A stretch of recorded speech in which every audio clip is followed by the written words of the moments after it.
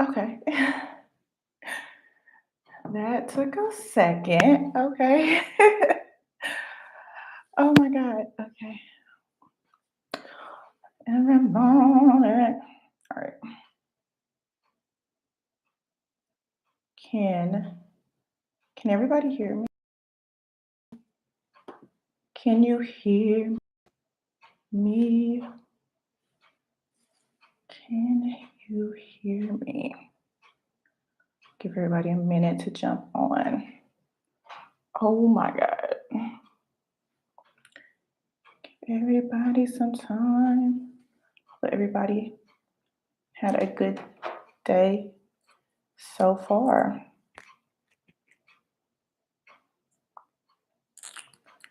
So far, everyone's day has been productive. Can you hear me? I don't see the little green microphone thing moving.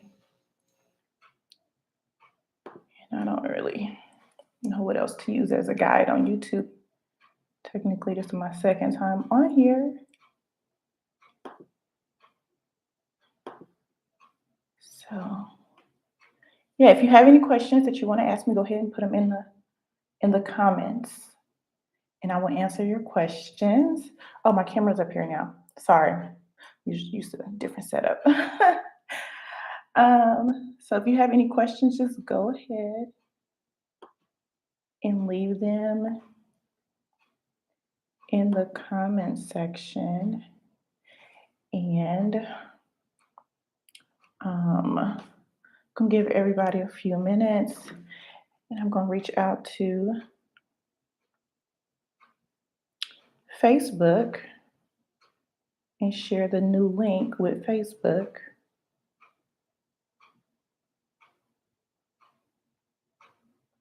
so that they know I am live on YouTube. I was gonna try to connect my YouTube and my Facebook together, but I couldn't figure that out. So I will definitely try for next time.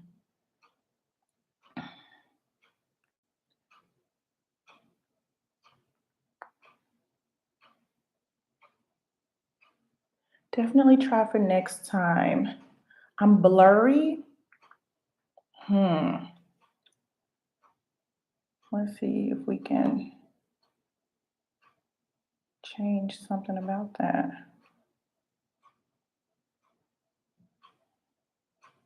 Can you hear me?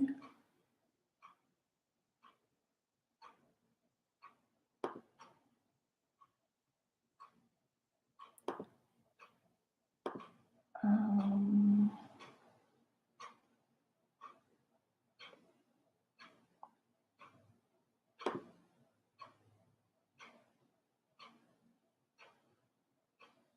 I don't even know what to do if I'm blurry. My audio is great, but I'm blurry. The only thing I would know to do would be to log out and log back in or close it and start another one. That's the only thing I know how to do. My eyelash is not curled and it's driving me insane.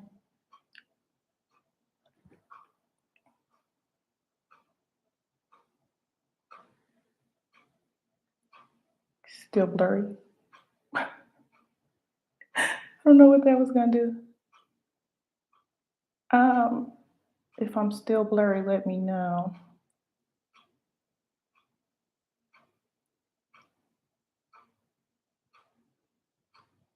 The camera keeps focusing and then going out of focus.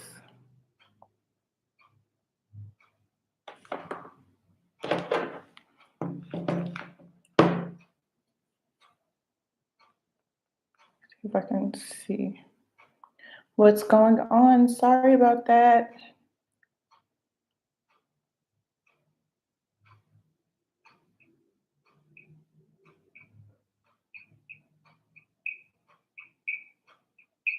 Oh my God, my clock is so loud. Oh my God, my clock is so loud. I don't know. I feel like My clock is ridiculously loud, huh? That's probably why I'm crazy working in here. Let me take the battery. Oh, I don't know. I'm gonna take the battery out the clock because it's crazy. That's so loud.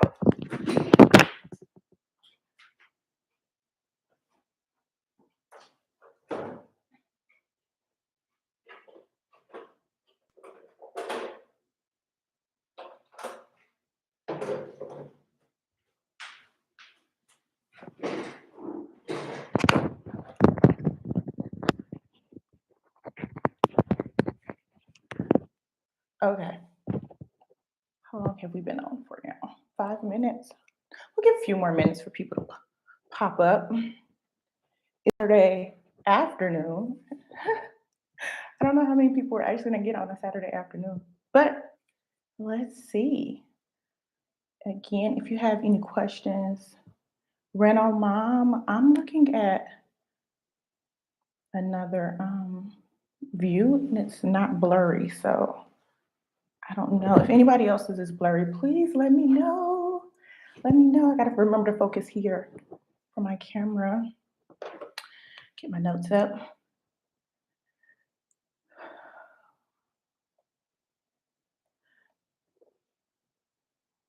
Hello. It is slightly blurry. Slightly blurry. Do I think I should log out and log in, or just we gonna roll with the slightly blurriness? I don't know what else to do unless I log in on my phone. I think I should log in on my phone. What do you feel was the biggest challenge living in Mexico, or were there any at all? Still look good. Okay. We gonna roll with this and see what see how it works. I hope it's not too bad since it's my first live. Let's get to my questions. All right.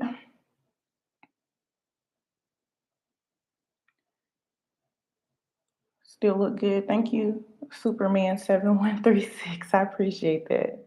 You know, when you're doing something new, I did a test run earlier just to try and see what I could work through and kind of like troubleshoot some things earlier when I logged on because every back end for each platform looks different.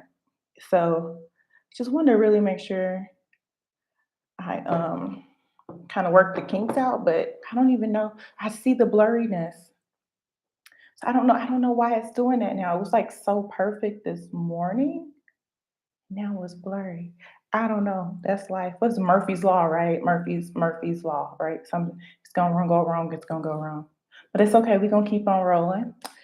And again, if you have any questions, feel free to go ahead and just drop your questions in the comment section below, and I will answer them as they pop up. And if I miss your question, just let me know, and I'll try and go back and get it. Okay, so I just want to say thank you to everybody who has watched me so far on this journey, who has been with me so far as I'm 4 months into this YouTube thing with this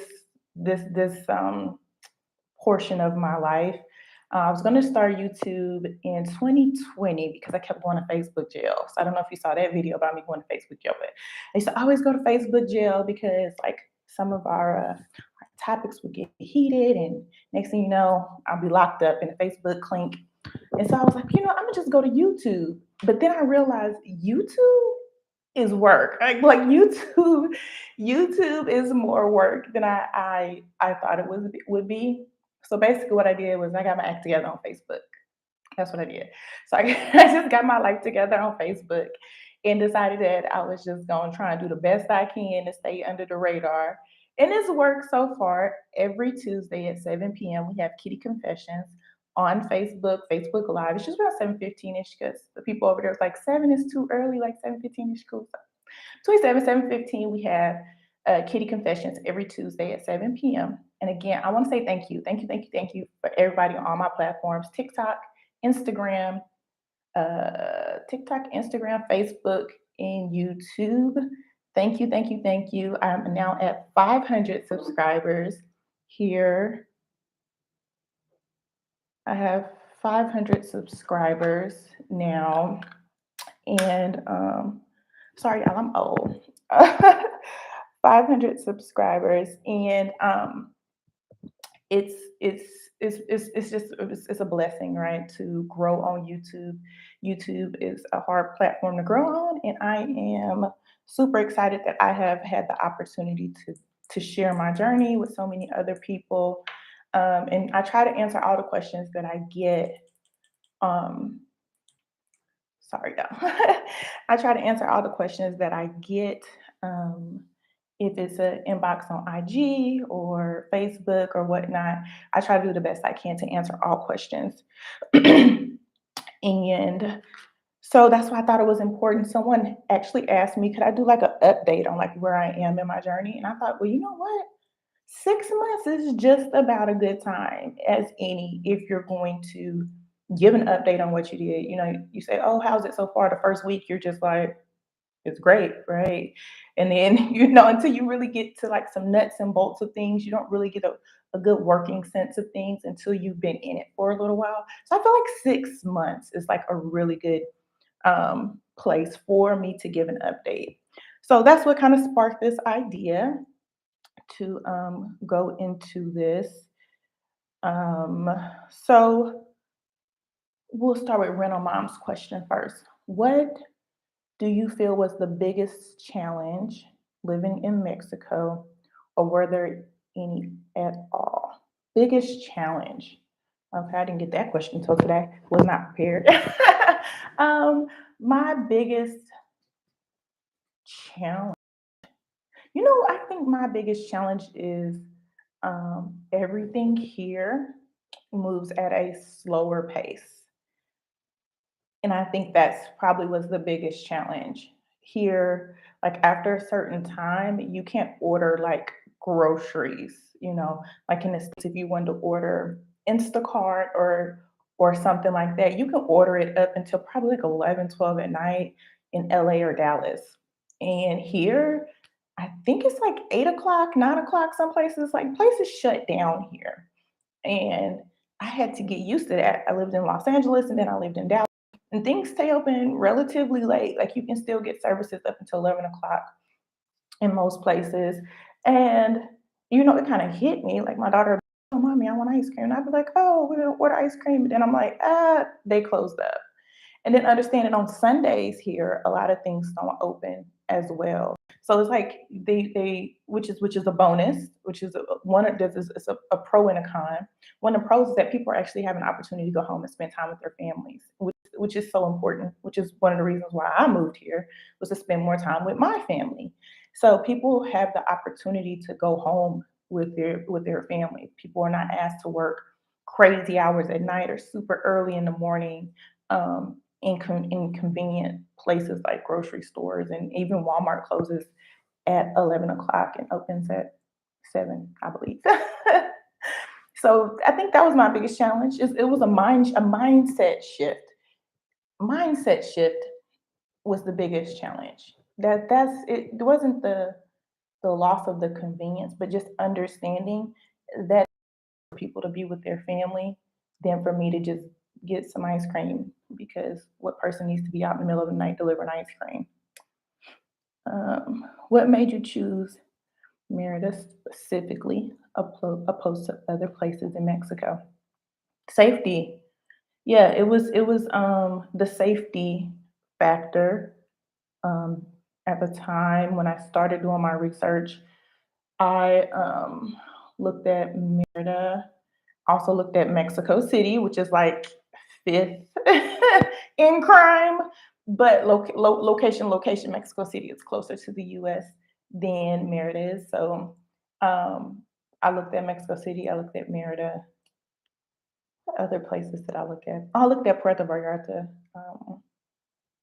and that was it. And I kind of just I looked at uh, Lake Chapala as well.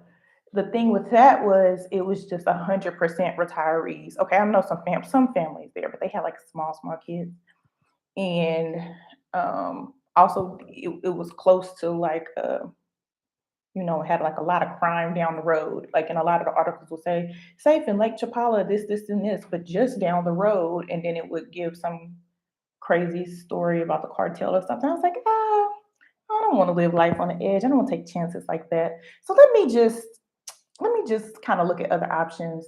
I looked at Puerto Vallarta. My thing was I didn't want to live too far off the beaten path, and it also had higher crime. And I know moving here, I carried a gun in the States, so I kind of felt like I could live or go anywhere. And then here, you can't do that. So I was like, okay, I need to pick somewhere that is relatively safe, or as safe as I can get. And that's when I decided on Merida, and I started watching YouTubes, and I just started seeing other people that their goals or their vision for how they wanted to live their life, kind of aligned with where I was going on my journey in life. And that's how I picked here. Can you describe how your social life has been like in Merida, making friends, dating, etc.? Okay. Social life. I think, okay, well, as we can see, I kind of talk to anybody. I'm a pretty social person just in general. There are a lot of Facebook groups. There are tons of Facebook groups. I'm in several different Facebook groups, and they're always doing something. Going to the beach, going for ice cream, going on walking tours, um, going to museums, just kind of play date type situations. And so, I use my kid to meet other moms. Then I make friends. There's a shout out to the Melanin Moms of Mexico. That's that group, which is kind of like my lifeline. They kind of know everything. It's a mix of a bunch of moms and, with some older kids, babies in between, and everyone just shares information. And so getting connected through Facebook groups really helped with my, being social. I'm an ambivert. I'm an extrovert. I'm heavy on the extrovert, probably 60% extra, 40% intro. However, when I push myself out, I'm always meeting somebody. Even when you're just out going to the grocery store, you just bump into somebody. And so, just say, hey, introduce yourself, and you're bound to make a friend. Even I know my neighbors. I get out, walk my dog every morning. All my neighbors, everybody has a dog here. That's another question. Is it dog friendly? Yes, it's very dog friendly here. So everybody gets out, walks their dog in the morning, and gives me an opportunity to practice my Spanish, even though they want to practice more their English with me. So, it's a good opportunity. My neighbors are really helpful. Something happened. We just heard this big loud pop, and like something happened with the electricity. And so we kind of just heard it just went black, because I live across the street from a park. So it's always like relatively, it's not brightly lit, but it's still lit up. And everything just went dark. So I went out, out into my carport area, and my neighbor was there. He was like, we've already called. It's okay. Do you need anything? And I was like, oh, no, I was just checking. And he was like, okay, I'll let you know if it changed, and then he came back and he was like, are you okay? And I was like, we're fine. So, it really, it's really socially, if you kind of meet people, if you feel as though you're a person that meets people easily, which I don't meet a stranger, then I think you won't find a hard time meeting people, making friends. Yeah, I make friends in dating. I'm not dating. I am not dating here in Merida. I'm interested in Playa del Carmen. Is it okay? I know a lot of people that live in Playa that have either left Merida because they will say, so maybe I can talk about that. They'll say Merida's too slow. They'll say, oh, it's too slow. And they'll go to Playa because Playa may give them more of the nightlife and entertainment. Merida is more retiree and family oriented. Playa is a little more touristy, young, active. I say young, like I'm not young, but like it's a more active community. It's a beach community, has a lot of turnover because it has a lot of tourists and things like that. So if you want a faster pace life, Playa may be good for you. As far as safety goes, I hear like if you put them in order, for this area, it would be Merida would be the safest, and then like a lot of the little cities like Campeche and all those others, and then it would be like Tulum, then Playa, and then Cancun at the bottom. Believe what they say in the news about Cancun. I think that's very accurate because now on Facebook I follow like the local news. Yeah, and Cancun seems to be a little active. It seems to be with it so far. But I think Playa is nice. The other day I was getting a massage. We met a family. Well, they were just a couple at first, and then they had a baby. Their baby was 3, and they were like, "Well, we want to be around other families that have smaller kids, and more people have smaller kids in Merida than Playa." So they moved to Merida. So I think it just where depends on where you are in life and kind of what you want out of life will determine if Playa or Merida is a good fit for you. Can you talk a little more about luxury services available in Merida, such as housekeeping, etc.? Luxury services, honey. Luxury services. Um, it is a luxury to have a housekeeper. It's kind of standard practice kind of out here now. Now that I'm not saying now that I've been here 6 months, but yeah, most people have a housekeeper. It's not hard to get housekeeper. There are Facebook groups dedicated to people who do domestic help. If because expat families come and go, so they also have the snowbird season, which is like October to February, March. I can't remember. That's when like the people from like the cold places like Canada come down and they move down. So say a housekeeper could be with them during that time, and then at the end of that time, then they'll look for additional work, or families just rotating. Say maybe a family wanted to stay here for a year and then move on to another country or something.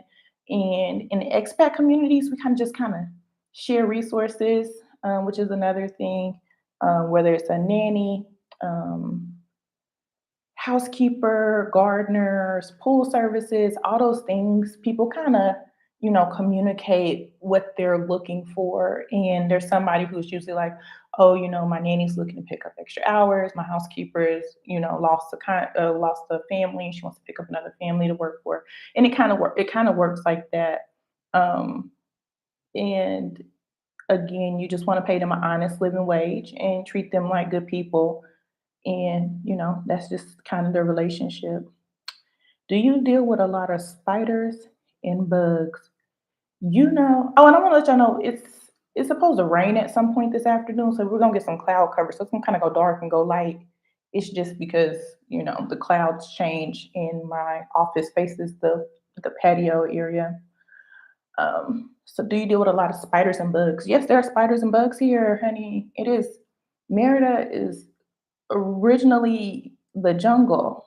Originally, it was a jungle, and the Mayans lived here, and they did not do a whole lot of cultural development or anything like that. It wasn't until the Spaniards came and built their big haciendas and had slave farming, and they harvested the seesaw here, and that's when it started booming. When the Spaniards came, but since then, it became a port of entry with Progresso.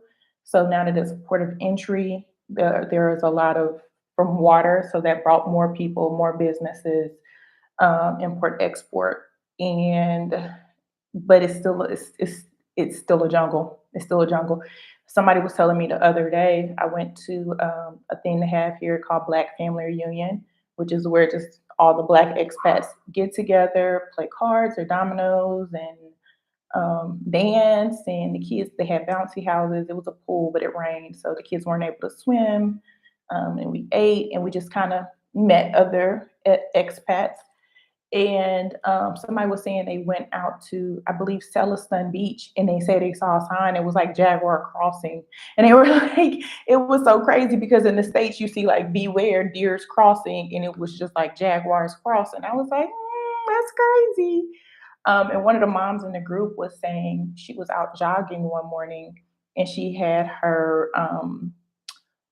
Great Dane with her, and she said the dog just like the body changed or whatever, because the dog spotted Danger, the jaguar, and it's a Great Dane, thankfully. And she was like, she spotted it or whatever, and jaguar didn't approach or anything. But yeah, like she was out there, and it was a jaguar. Now I do live inside the Periferico, which is the highway system that runs around Merida, kind of connects the whole city. And I live inside the Periferico or living outside the Periferico. I live inside the Periferico. That was one of the things that was very important to me, was to live all the services and be in walking distance of everything. And so when I see people and they say they live outside the Periferico, they do have a bigger issue with things like spiders and bugs and snakes and jaguars and all the other wildlife, because they are building a lot of beautiful. The homes are beautiful out there. I mean, that's the other. That's kind of like the trade off. Like my house is like half traditional, half modern, which I love. But like I'm a ultra kind of sleek kind of girl. So I would really love like an ultra modern place. But inside the city, there are not that many. I mean, unless you get something that's like newly renovated, which there's tons of renovation going on. But are you going to wait for it? There's no guarantee. Yada yada yada. But the homes out there are beautiful. They're just in the middle of the jungle. And even though I'm from Arkansas, baby, I'm just not that girl. I'm just not that girl. So yeah, there are spiders and bugs. We have spiders and bugs here.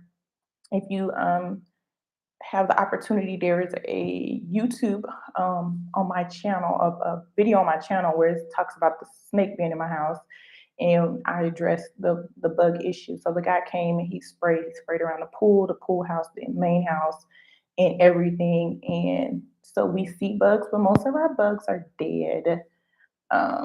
So yeah, they do exist. You're welcome, PMAC. Is Mexico cash based, or can you use US debit or bank card there? Yes, you can. Okay, so I bank with USAA and Capital One. I have not had any issues with my cards here in Merida. I have no issues. I mean, besides me losing them, I haven't had any issues, right? But that's me. I'm the card losing lady. So um I haven't had issues, but I have heard other people say that they have had issues with their local credit unions, with their just regular banks. I can't think of any the other banks. I heard Bank of America works okay here. Sorry to hear from my necklace. Um, so, I have heard people say that they've had issues. I know Navy Federal also works well here if you have a Navy Federal account. And what's my other? Charles Schwab. Charles Schwab as well. So their cards do work here, but some people have said like their cards may not have not worked at like the smaller retailers like nail shops or like laundry points and things of that nature. But you can also use the Wise Transfer app, WISE. Most people here take transfers, and Wise app, for me, in my personal opinion, Wise app seems to be like is the most user friendly app.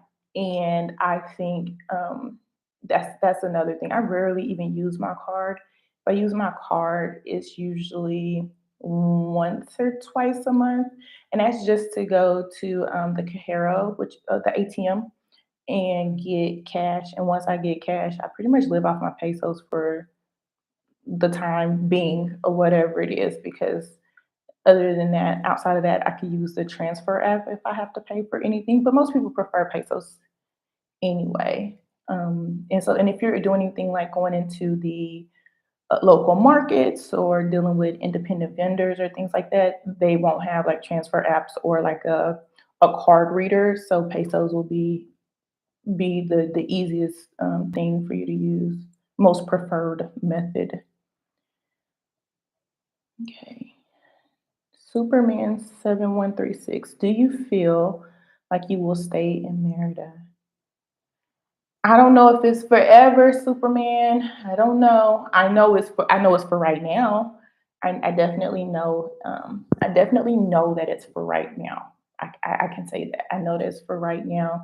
I know we can probably say it's going to be for the next year or so. I always say, unless my husband come collect me from here, I'm gonna be here for a while. Yeah, I'm gonna be here. It's really giving me an opportunity to really work on my independent business, to really expand the Bad Luck Kitty brand. Writing, really getting back into putting more published content out there. I have books on the way. I have just my merchandise has increased, things like that. So really just expanding the Bad Luck Kitty brand, which is what I want to do. That's my passion. That's what I'm passionate about. That's what I want to do. So yeah, I'm definitely gonna be here for a while. It also gives me a great opportunity to be with my daughter. And I honestly say, if we move on, we would move on to Portugal. To Portugal. I think we would move on to Portugal if we were to leave Merida. And I don't foresee us going any other like city or yeah city or state here in Mexico. We'll go visit them. You know, I'll document my travels. We'll go visit those places, but I don't foresee us moving to another city or state. Also, what made you want to leave the states? So many things. Number one was just burnout. Burnout.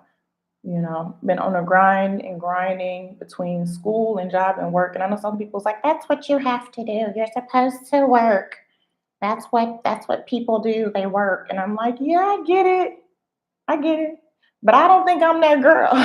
Like, I'm not that girl. I don't think my purpose in life is to wake up in the morning at 4 a.m. and grind through the day and go back to sleep at 12 o'clock at night. Now, I do that here still, which is kind of crazy. I still wake up early in the morning here. But I don't have to toil all day to survive, um, which is something that's very important to me. And I also enjoy the opportunity to homeschool my daughter and making sure she's getting the education that she wants to have and that things are tailored to her needs in life. So that's also very important. During the pandemic, I saw her really just play the system. She finessed the system during the pandemic. She would wake up in the morning, turn her screen on, and she would check in, and then she would go back to sleep, and then she would wake back up around 11ish, kind of sort of 11ish 12, wake up, eat breakfast, do her morning homework. By 1 o'clock, when it's time for them to log back in, she would log back in, participate in the afternoon. And that would be because that's when the science portion of class would be. She would check back in the afternoon. She would be there, be engaged, do whatever her independent studies were, and then she would be finished. And I'm sitting up here like working. Um, and I would be like, oh, okay. And the teacher, I'm communicating with teacher, best student. She's amazing, outstanding. Everything was always on point. And I'm just like, she's literally doing the absolute bare minimum. Like, and I wasn't about to fight with her because I had to work. So it worked. And I just realized she's not getting the challenge that she needs in life.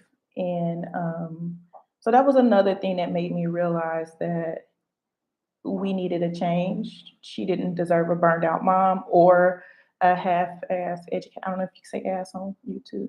She didn't deserve a thrown together education. She needed something a little more detailed, and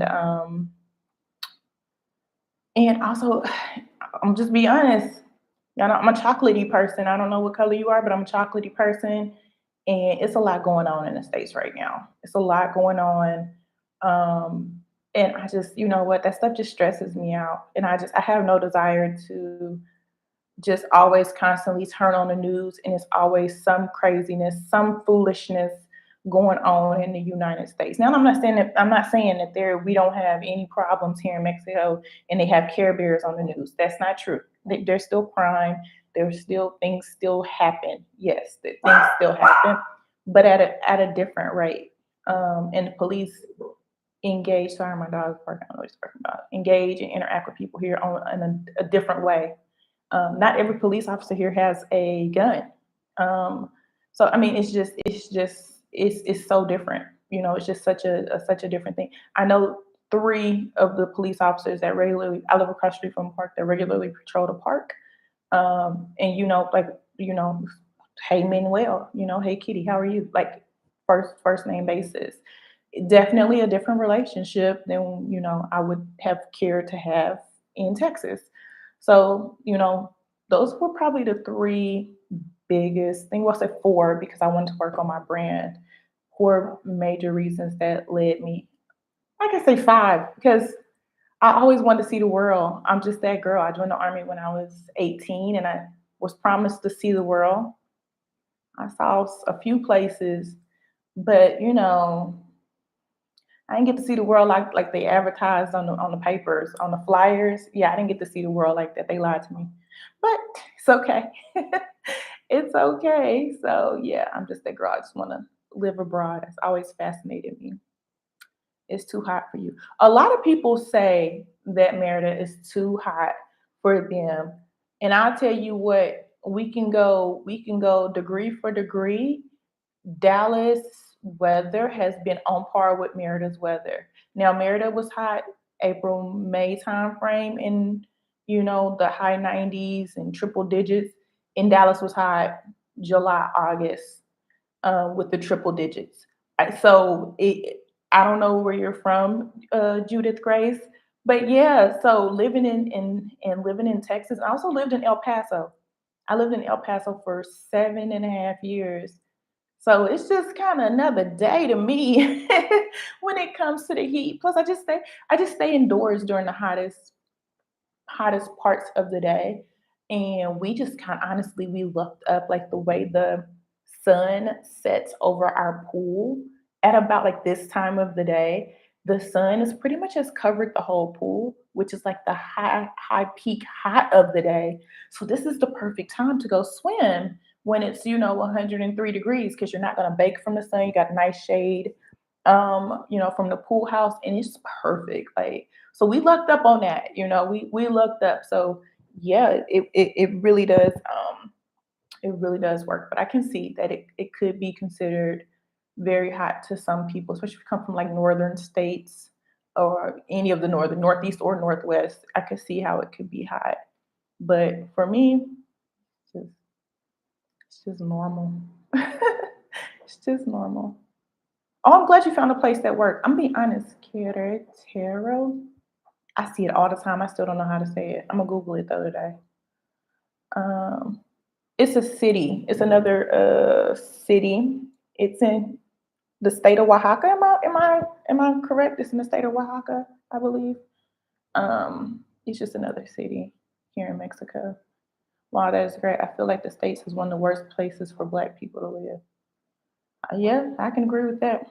I think, yeah, I think that's pretty. I think that's pretty normal. I get all type of crazy comments on Facebook. I'm trying not to dwell on the negative, but I get a lot of comments. And somebody said yesterday because people ask me like, "Oh wow, are there any Black people in Mexico?" And I'm always like, "Yeah, it's Black people here." Um, and they're like, really there are? And I'm like, yeah.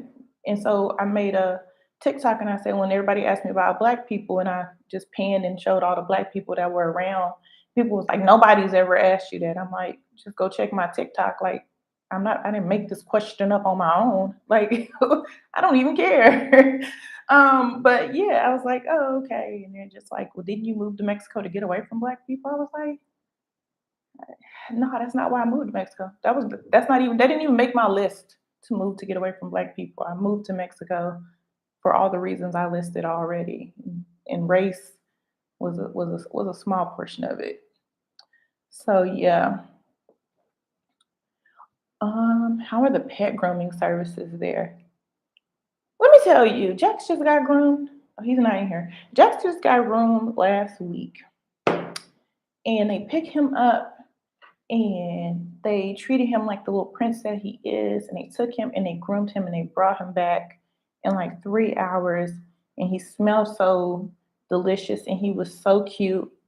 I think pet grooming is great. He got a groom 5 weeks prior to that, though. And my Spanish, whew, it is like I can do all the basics. I can do like more than the basics. I can survive. I call it survival Spanish. And I understand better than I speak. I took Spanish for 4 years, 2 years in high school, 2 years in college. And I thought we communicated clearly, that I want to corto his pelo, right?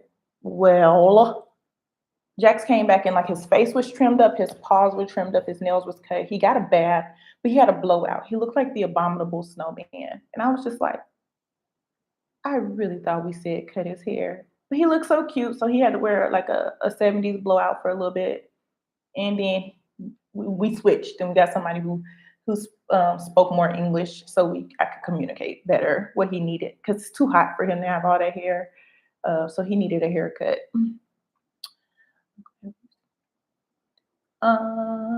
Is it expensive as in the States pet grooming? No, no, no, no, no, no. It's not. It's not as expensive. Um, it's about comparable to when, like, say, 10 years ago in the States. Like 10 years ago in the States. Or I don't know. I had Ginger in 2000, like six. Oh, Jesus, I'm starting to feel old. Like 15 years ago in the States, it's like about the fee. It's like in the 20s, 30s ish type of range. So no, it's not overly expensive for pet grooming. And another question was asked was like people. I was asked, is it hard to get your dog to Mexico? It's not, and I will say depending on your dog.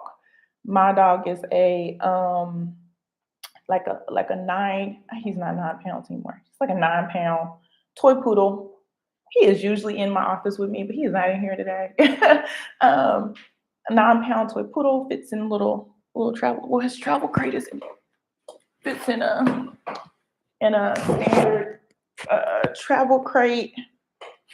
Um, and has all his paperwork together, right? So there is a dispute. Okay, this is the dispute that everyone has over dogs, right? Number one is do you need a health certificate, right? If you look online on the USDA website, it says no, you do not need a health certificate for Mexico, right? That's what they will say on the USDA website, which should be the governing authority as to whether or not you need a health certificate. However, whenever you reach out to your airline, which should be your next call, which should probably be your first call, they will tell you whether they do or don't require a health certificate, right? And they will not let you get on with your pet if you do not have a health certificate. So no, the health certificate is not online on USDA.gov, I believe. It says you don't need a health certificate to enter into Mexico. In the airline, I rode American back on February 1st, and American needed a health certificate. So on January 31st, something told me to go check and see. I have his other crate, and some just said go and see. And I got there, the crate was fine. It was the it was his health certificate. I'm like, oh, he doesn't need a health certificate. They was like, yes, you do. No, you don't. Yes, you do. No, you don't. And like they were kind of beefing amongst themselves. And in the system, it still says you need a health certificate. And some of the agents were like, but you don't. And then so either way, he had the last appointment of the day at City Vet in Dallas. Shout out to City Vet. Last appointment of the day, they saw him and did a health certificate for him, which basically they just checked him, make sure he didn't have any fleas or parasites, and did a quick fecal sample, and make sure he had up to date shots. That's all it was for about $200. So that's the biggest discrepancy. Emotional support animals, it up to your airlines whether or not you can fly with your emotional support animal. Also, here in Merida, they have every animal, every dog that I have seen, like every brand. So a brand, breed, dogs aren't brands, breed. And somebody said, that, certain animals weren't allowed, like pit bulls or Rottweilers. That's not even true. There's like a whole big dog meetup at our park every day. So yeah, I don't know. I haven't seen that. Nobody's ever said anything, but I see large dogs every day. Um, so yeah, that's the other thing about dogs. I was gonna say one other thing, but I quickly forgot. It'll come to me. Um, have you been to any bars? I have been to a few bars. I'm not a bars girl anymore. I have kind of outgrown some of them. They have really cute bars. They have like some local style, Mexican style bars. I've been to a speakeasy. I've been to a speakeasy, which is like in the back of this like taco shop, and you kind of go through this cooler and you end up in a speakeasy. It's super cool to have live music every night. There's also Sky City, which has Gin 47. I can't remember the other one in Hamsa. I mean, there's bars. There's bars everywhere. There's a Venimo, a new wine bar that actually just opened like a couple blocks from my house, and I haven't been there yet. I keep saying it, but then I end up going somewhere else. But yeah, there's a wine bar that just opened a couple blocks from my house. Yeah. Which also brings me to another question that I like, do they have like the same foods that they have in the US there? And the answer is yes. They got a Turkish chicken now. There's KFC, PF Chang's, IHOP, Burger King, Fridays, Cheese, Subway, Krispy Kreme. They got all that stuff.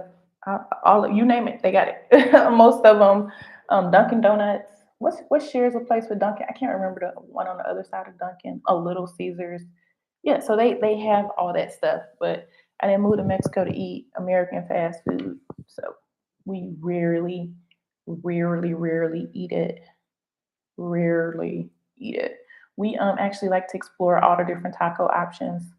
We order from different restaurants on Uber Eats when we do order, and we just try out different tacos. That's our thing. We taco people. Get two Charles Schwab debit accounts not to pay ATM fees. Oh, you got to get two Charles Schwab debit accounts not to pay ATM fees. I didn't know that. See, I have USAA, so I don't have to pay ATM fees. I do have a Charles Schwab account, but I don't use it. Erica Jade said, "Hey there, I'm in Merida now, looking for a place to rent."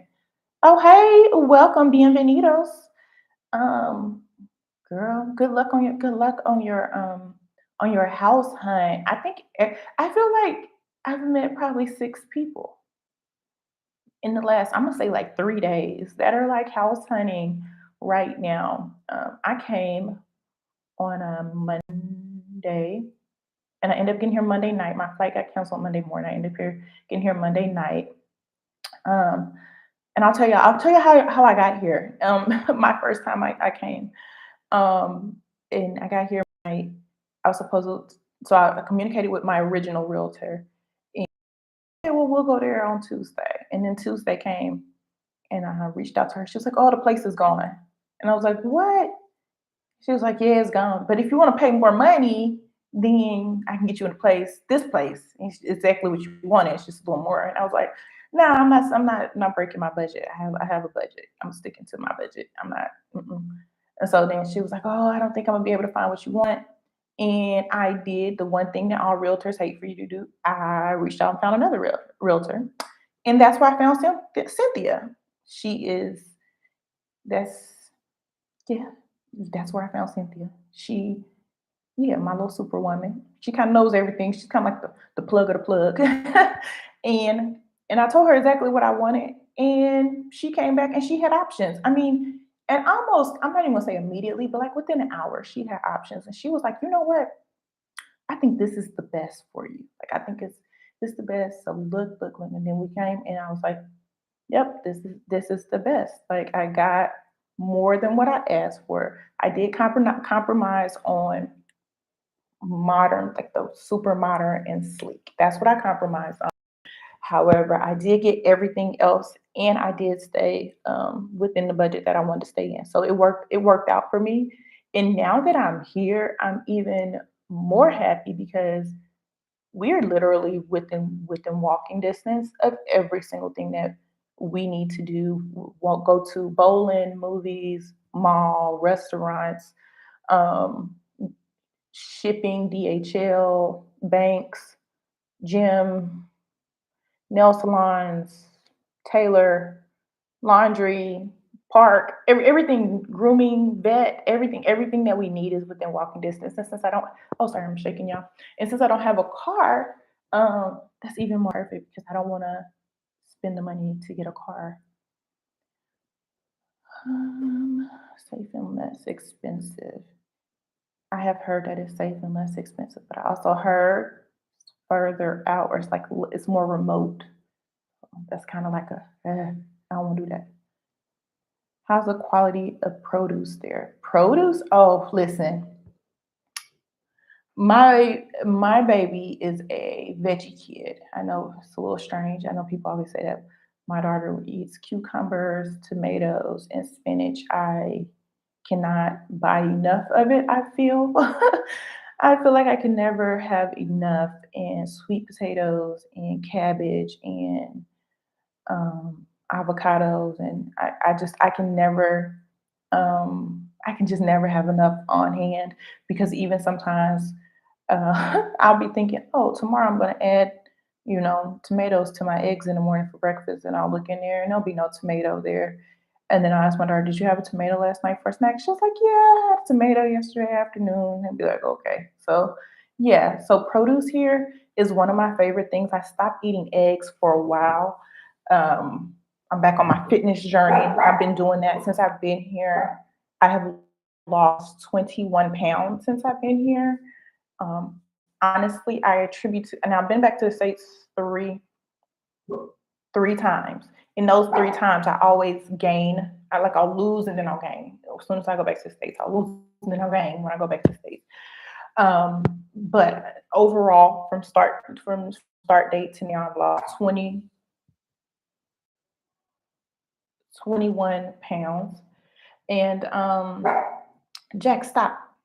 I lost 21 pounds, and I attribute it to eating fresh. I cook every day. We eat fresh fruits and veggies. We do have buy like the frozen broccoli. They'll offer it as an alternative if I have most of my groceries delivered. Sometimes I'll go to the Soriano and pick up groceries on my way back from the gym. Um, and so most of everything is fresh. I get the frozen strawberries though for if I want to make smoothies. But the produce here, one of my favorite things. One of the things I absolutely love is having fresh produce. Let's see. How much more expensive are the modern places? They'll be they're running now like 20,000 to 22,000 pesos for like a three-bedroom is what I'm seeing. Um, and that was like a few weeks ago. And I can't remember if that's furnished or unfurnished. I went unfurnished. All my furniture is I purchased since being here. So I can't remember if it was furnished or unfurnished. So 22,000 pesos is like 1,100 ish USD roughly. So yeah, so for like the new, you know, the new sleek and modern, it's going to cost about that much. I would say maybe 1,400 max. I feel like maybe somebody's outside my gate, and that's why he's barking. Huh? Someone's outside. That's why he was barking. Is it somebody we know? Oh, okay. Don't worry about it. Yeah, somebody was at the gate. That's why he was barking. Um, um, sorry about that.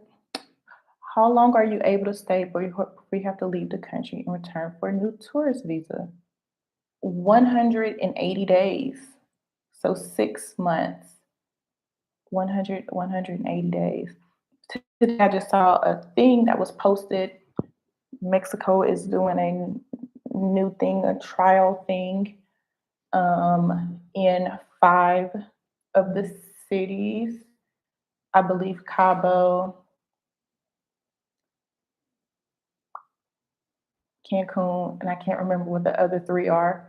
You're gonna automatically get 180 days if you fly into that airport, and it's to even if you're gonna stay for a week or a month or a year, I mean, or 2 months, you get 180 days. And it says it's a cut down on the customs portion entering. So if you come through customs, sometimes you can be in customs for a minute, like unless you're flying direct into Merida. I've never been in the Merida airport very long. But coming through like Mexico City or Cancun, you can be in the customs line for a minute. Like you need a chair, like you're camping out for some new shoes. It could be a minute in the customs line, and so that's a way that they're trying to track down. It's supposed to take 2 hours down to 20 minutes by just giving, if you're, everything is looks good, giving everyone 180 day stamp to enter into the country. I'll try to find that and see if I can add the link to that news article into the description bar. And hold on, my daughter texted. Okay, and which reminds me to tell you a story about trip, my first trip here. So my first trip here, if you do your any type of searching on YouTube, people will tell you, oh, if you want to save money, the way to save money, because Merida is a smaller airport, right? So it's gonna cost a little more money, regardless of where it is, right? And they'll say, if you want to save money, go to Cancun and then catch the audio bus to Merida, right? And audio one way to Merida is like 20, under $30. I think 27, $28, under $30, right? You get it, boom, it's like 45. You catch the Platino, which is like the platinum, which is the nicer bus, right? However, you have to time it right. Okay. You have to time it right. And you have to know that you have to catch the audio or a taxi from Cancun Airport to the central hub in downtown Cancun. And then once you get there, then you have to get a ticket to go from Cancun to Merida. So when I got there, and once I figured that out, right, because it's like 90 pesos to go from Cancun Airport to the Audio bus station, which I also think that maybe I was scammed on that, but I ain't got no confirmation. So we just gonna roll with it. And you go from Cancun Airport to the bus station. Well, once I had figured it out, because the taxi driver told me it was $80. And I just told him no. He was like, oh, well, it's $60. And I was like, no. He was like, it's $40. And I'm like, listen, now we got trust issues because you gonna tell me whatever it is you think that you're gonna tell me to just get me in a cab with you, and we're not about to do that. So then by the time I got there and I stood in line, and the bus literally like left. Like by the time but when I got there, the lady was like, oh, it's taking off now. So I couldn't get that bus. So I had to sit there and wait like 4 more hours to get a bus. And I couldn't catch the Platino. I had to catch just the regular ADO, which stops at like all the little smaller towns. I think like Campeche and another like smaller city. It stopped on the way. So it took like 4.5 hours. And I was just like, and I was tired. So I say all that to say this. Will I ever fly into Cancun to come to Merida to save money? Maybe. I'll say maybe. Maybe I'll do it. For me and my family right now, flying into Merida is what's going to work. We can fly into Merida, take a taxi, and be at the house in under an hour versus catching a bus and all this other stuff.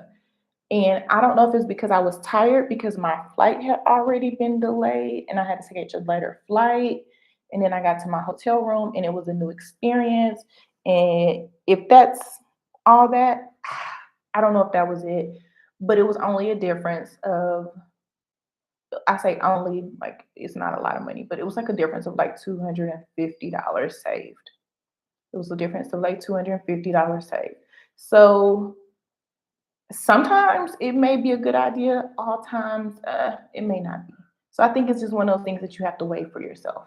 At that point in time, I just wish I had that direct flight in the Merida. I wish I had spent the $200 and I was already comfy in my hotel room, because also I had just had moved out of my um, I had just moved out of my apartment, so I had been doing all of that stuff up until like the very last minute to prepare myself to come to Mexico.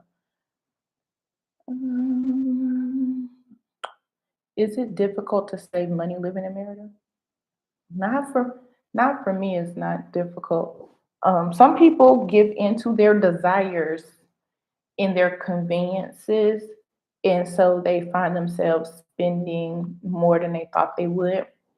Um, I am a saver by nature. That is my thing. I like to challenge myself financially to save money, which is why I am able to not work a full time job and launch my business, launch my brand the way I would like to.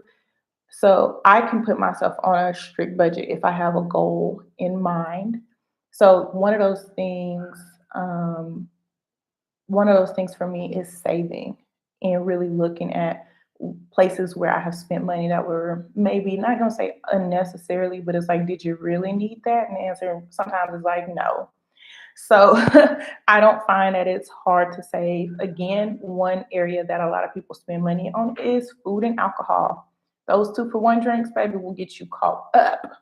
You can go out with $20 here. I know that sounds crazy, but yeah, you can go out here with $20 and have a good time, and that's including your Uber, your food, and your drinks. So you can do that. But if you keep looking at it, $20 here, $20 there, $20 here, $20 there. Next thing you know, it adds up in addition to just your regular living and all the other things that you're wanting to do. So you can easily start spending more than you're saving. So I think keeping in mind that you still need to have good discipline, um, good financial discipline when you get here. But as far as cost of living, when I moved, which brings to another question, when I moved, someone asked me, how much money did I save? Like, how much did I save? I projected that I would need $1,950 a month to live. That is not cutting out any luxuries. That is not skimping on anything that I want to do. Just kind of, again, I kind of was looking at YouTubes and Googling and the X currency converter, trying to figure out exactly how much everything was, because at first seeing something for like 550 just seemed crazy to me. Now it's like, oh, it's just $27. But just like understanding what that was and want to maintain a life that I want to live, including like manicures, waxes, massages, things like that. So looking at that, I gave myself that budget. And with that, I projected that I would need a year. And so I saved I saved for a year, and that's where I felt comfortable. So you will hear people say, "Oh, you need to have $250,000 before you leave, or you need to have this amount of money, liquid cash, before you leave." It is up to the person. It's up to the person. I do have residual income and other things, options that I have. So for me, it was just more of understanding what I would need to survive for a year. Then once I got here, I was actually implementing. I realized that I over projected, which is even better. And then this month, the month of August, I put myself on a financial challenge. I said, I will only spend $150 per week.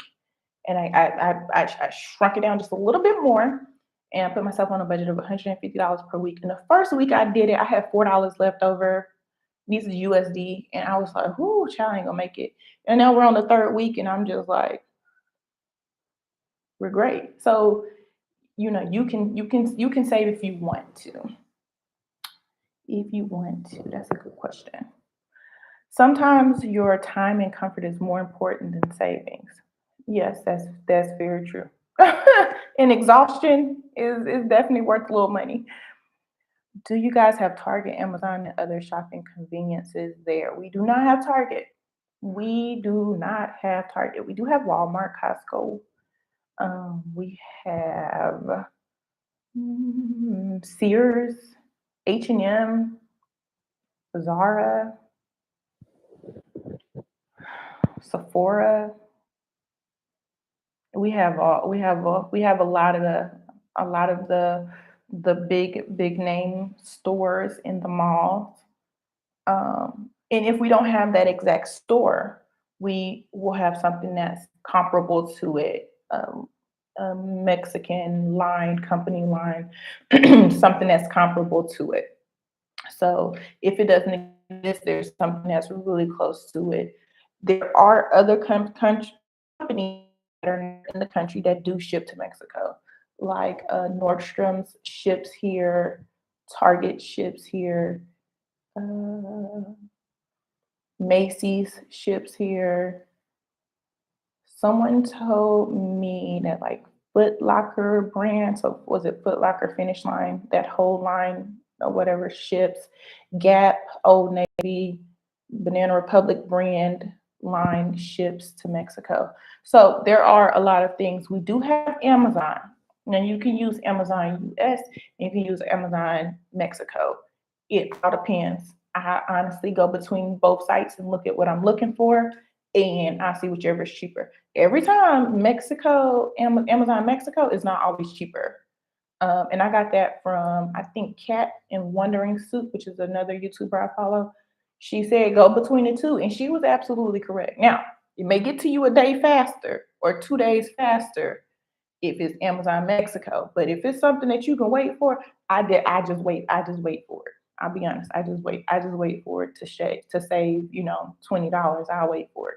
$20 goes a long way here. I just told y'all that. So yeah, there's a lot of shopping conveniences. Uber Eats here is completely different than Uber Eats in the US. Uber Eats here has like um, liquor, convenience, grocery, restaurants, and rides. And restaurants, retail, specialty foods, pet supplies, baby.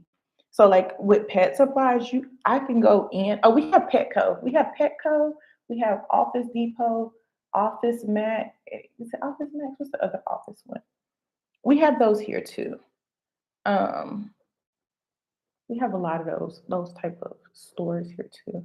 So I can go right in here to Petco and I can reorder Jax's like his dog food or whatever for the month. I can just go in, save it, and they'll deliver it to the house. Petco, Costco, Krispy Kreme, Sally's Beauty. We also have a Sally's Beauty here. So there's shopping conveniences. You're not if you're a shopper, you will not be inconvenienced. And again, if it's not something that is a US brand retailer, there is a comparable Mexico line. And one here it says Fantasia Miguel. That's like the comparable to Michael's, Hobby Lobby type stores. Are there dermatologists out here? Yep, there's dermatologists. There's whatever whatever medical service you need. Um, Really big on plastic surgery here in this area. They have like I think Star Medica has like some of like the number one, two, three, four rated plastic surgeons in the country of Mexico are at Star Medica. Um, so yeah, they have it here: dermatologists, chiropractors, um, yeah, physical therapists, all that stuff is here. And they have people, again, in those expat groups that, get connected, they will tell you, like, you just look for one, ask them, like, if you want them to, be English speaking. You can typically find someone who speaks English, if that's what you need. We have um, a doctor who I will say is my family doctor, Dr. Jose, and he has been able to get my prescriptions refilled here. which is like an $80 prescription in the United States. Stop, sir. Stop. A $80 prescription US, which was only $15 here. My niece was here over the summer. She got sick with an ear infection. Came, checked her out, got her everything that she, needed for a prescription, and then even, I mean, it's so different. Like, and then like a next day, like checking and follow up. Everybody's okay. How's everybody doing? How are things going? I mean, great, great service for like the cost of copay in the U.S. So I haven't been into an office, but we have a doctor. We have not been to the dentist yet because we took care of that in preparation before we left. They do not accept U.S. insurance here. You can get traveler insurance, which will cover services here. For like major services, you can get travelers insurance. That's for like a family. It's like $27 or $35. 35, 27, one of them a month. No more than $35. No more than $35 a month. If you become a permanent resident, you pay based on your age, is what you pay for insurance if you become a permanent resident. Let's see what other questions we got. Y'all got good questions. Y'all got really, hey, sir. Let me see. I lost my notes. Hey.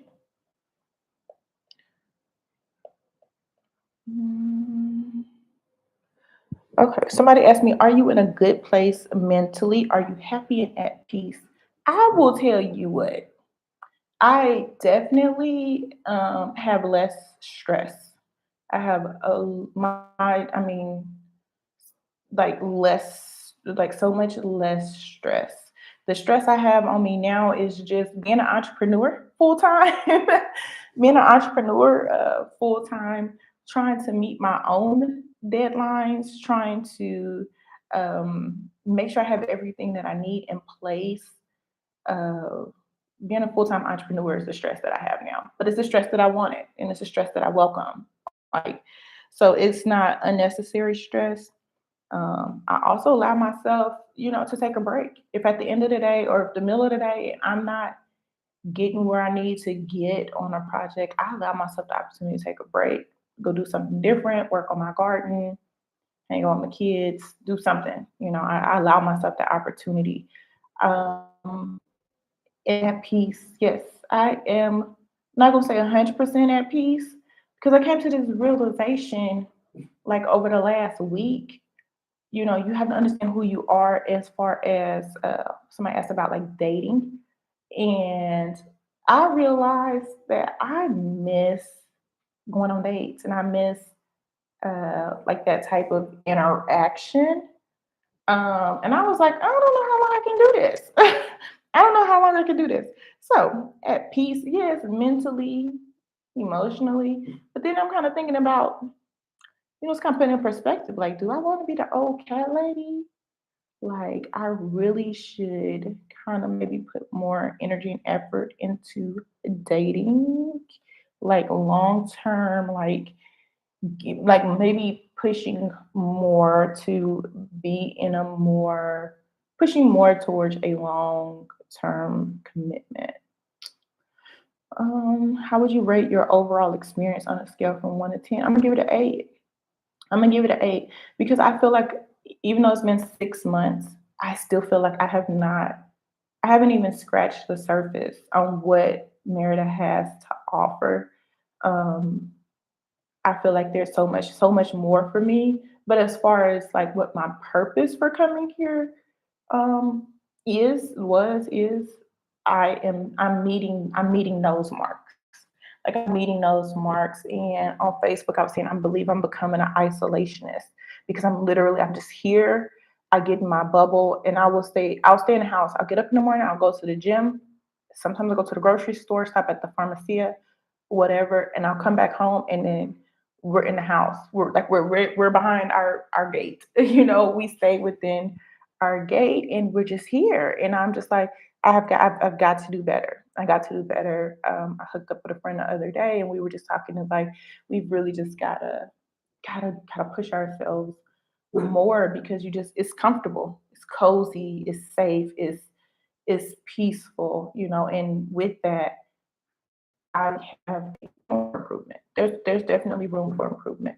But overall, when it comes down to it, my life in the States was given about a 3 or a 4 on a good day. So I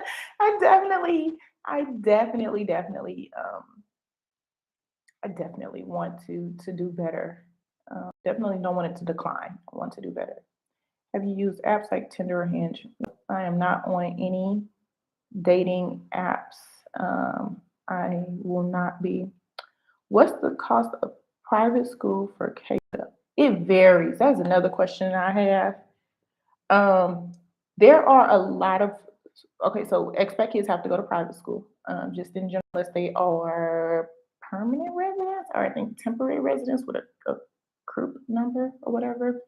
So most of the kids here whose families are expats, they go to private schools, and with that, the parent pays, um, and they range. I've seen from like 200 USD a month to like 400 USD a month. It's like the same price as some of the private options, and it also varies. They have full day options, they have half day options, and then they have just like some of them have just discipline independent options. So um, it really depends on whoever. It really depends on that school, what that parent is looking for. I will be just personally honest. In my research, I've only found one school that I thought I would deem good enough to meet what my child is looking for in education. Problem with that is it's 30 minutes away from my house. So when I was talking to my daughter and I asked her if she wanted to go back to school, she was like, "Nah, I don't want to go back to school. I like what I got." And I was like, "Okay, well that's cool. We're gonna keep on with homeschooling." And her dad and I got together and put together like her curriculum plus is what we call it. So she gets the all of the standards plus all the additional stuff that we want her to learn. So private school for me, for the cost of it versus the cost of paying for resources online for her, it didn't work out for me. But yeah, private school between 200 and 400 USD a month roughly. And there's also a wide range of private schools. So that's kind of the other thing that you get some of everything. There's some of everything as far as what information you can get. So you have to really do your research to figure out what school will work best for your child. Um, so I don't give out a specific name because I don't want to seem biased or anything. But it's a lot of schools. Do you have any future bucket list countries you want to live in? Bucket list countries that I want to live in? The world, the whole world. If I don't want to live there, at least I want to stay there longer than just vacation, so I can just kind of know, like, get to know like more the customs and just more like the inner workings of the community and learn different things. Like most people, like I learned about like the slave trade. Everyone knows about the underground railroad that went north. There was I don't know if you call it underground railroad, but underground railroad that came south, and those people ended up in Oaxaca. And Mexico did not allow the slaves to be deported when bounty hunters came to get them. They said once they came into Mexico, they were free. So like just learning, I'm just like learning different things, not just about my country, but about my culture, but also learning about this country and how when the Spaniards came, And I was under the impression that the Spaniards, when they came, they enslaved the Mayans. Baby, the Mayans ran to the jungles. The Spaniards didn't know nothing about it, so they couldn't go into the jungle. So the Mayans, to protect themselves, went into the jungles. And when they did that, then at that time, the Spaniards, needed somebody to work their farms and do all this other stuff that they were doing. And so then they imported slaves from Africa at that time. Um, and they would do different things like in Isamal. When I went there, the Yellow City, I learned that they basically tried to like trick the Mayans or whatever by building this big. There's a really big church there, and if you go up the ruins there, the Mayan ruins that are still there, you'll see that it is parallel with the church. So they tried to make the church to mimic it and try and kind of like trick them, like, oh, get caught up in this religion as well, and forcing people to like convert their religion. So just learning so much that I didn't know. So I do, if I go somewhere, I do want to not just visit, just live there long enough. I don't know. I don't have any other countries that or states or cities or areas that specifically, the whole world, I'm open to. Not really big on major European countries like London or another country. What's the name of the country? The UK. Just kidding. UK or Germany. I don't think I want to live there or somewhere like that. But um, South America, Africa. Um, I don't know. Child, I don't know. The world, honey, the world. I'm gonna figure it out. Dang, my notification didn't go off. School is definitely what I want to know. Oh, well, you got here just in my time. I hope you heard my explanation. See, do you ever miss the states? Everybody keeps asking me if I everybody keeps asking me if I miss the states. Until like yesterday or day before, and I even then I don't miss the states. I just miss human human interaction. So I think that's something that I can work out without having to go to the states. So no, I don't miss the states. I saw a Chick-fil-A ad or somebody had like Chick-fil-A on TikTok or something. I was like, ooh, that sounds good. But then I thought about it, I was like, well, that's how I got fat in the first place. So I don't really need Chick-fil-A. So no, I don't miss anything. I miss my family a little bit, but I just saw them like 2 months ago, a month ago. I don't know. I just saw my family.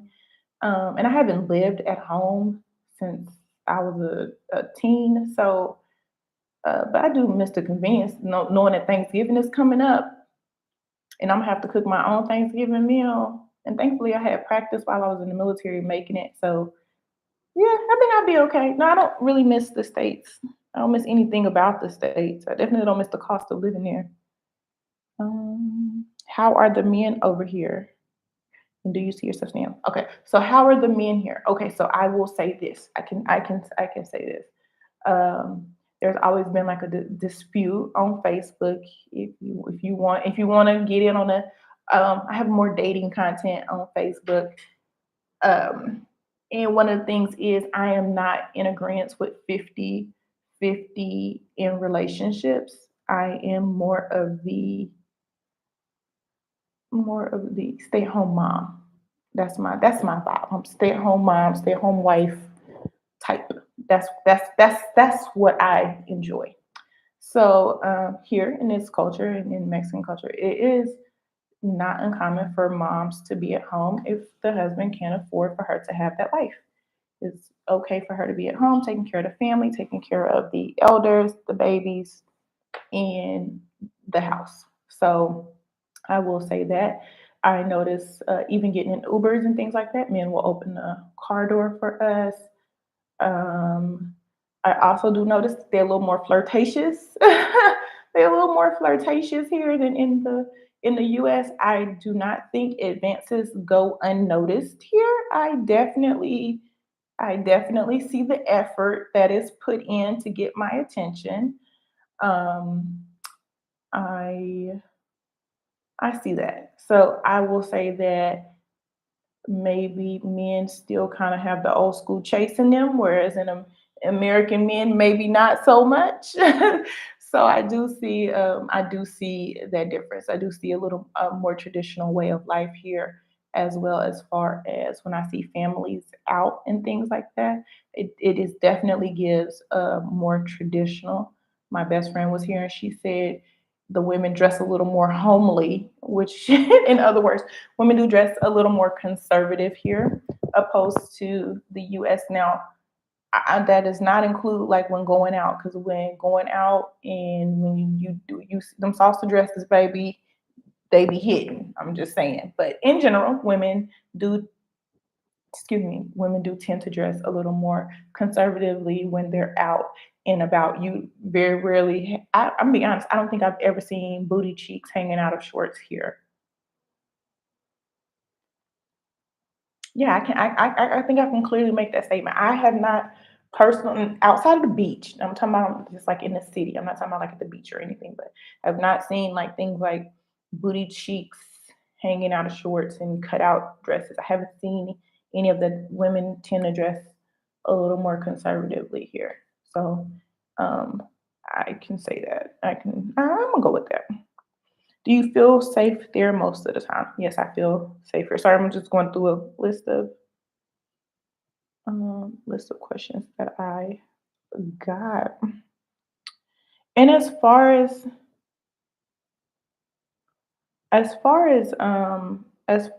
dating goes, I think that's a personal preference thing um, for a lot of people, and it's such a it's a I don't know, it's just such a common question that when most people go about living their life, they kind of look at it in the aspects of whether or not they're going to find a partner. I know people have chosen specific colleges in hopes of finding a specific partner. I am definitely not that person um, in life. If it's gonna happen, it's gonna happen. Whether I intentionally set it up to happen or it just happens to come about that way in life. I think those are the most important things for me in life is trying to do things as organically as possible. I was also asked, what's it like not having a car here? And like I said, I don't have a car because I selected where I live at very intentionally. I intentionally selected where I live at so that I do not have to have a car. A, I'm a little terrified to drive here. Just tell you, think of wherever you've been where you said these are the worst drivers. Texas. If you go through Texas, you say these are the worst drivers in the world. Okay, then think of that times 10. And that's driving here. So I in the Uber, I'm just like I have to look down. I get motion sick sometimes in the Uber. It's a lot of stop and go. It's a lot of like immediately braking. It does not feel comfortable. It does not feel safe. So I am not comfortable driving. I keep saying I'm going to rent a car and I'm going to drive and I'm going to drive out. We haven't been to the chocolate factory or U Mall yet. So I keep saying I'm going to rent a car and we're going to drive out there. And that's when I'm going to kind of like pop the cherry and just like make that happen. Because at some point I will have to drive at some point, but I'm scared to drive because everybody drives like I don't know. I am not I'm just not equipped. I'm gonna just go ahead and say I'm just not equipped. I'm mentally equipped to understand why people drive. I don't even think they have enough seatbelts in the car for me to be comfortable to drive at this point.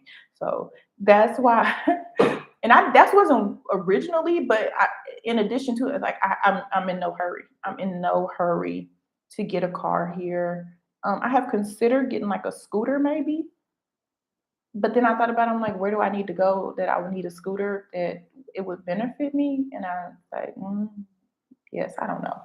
I don't know. I don't know. Worse than 45 or I-10, my nerves. Listen, it is it's bad. It is bad. I mean, the driving here is bad. I mean, they have, and also they have the traffic circles here. So I learned to drive in traffic circles when I was in Kuwait and Iraq. They have traffic circles there. So I'm not unfamiliar to traffic circles. Some places in Texas actually have traffic circles. Sorry about the mic. So I'm not unfamiliar with a traffic circle. I'm just trying to figure out if it's a two-lane traffic circle. Why are there three or four cars and two motorcycles trying to make this turn at the same time? I've never seen. I mean, it'll be a car here, you, and like a motorcycle and a motor. Like, how did we all get in this going? Parallel to each other, going around. I don't understand it. I do not understand it. I'm just like no. I don't even. I just don't even understand it. So yeah, the driving is pretty bad.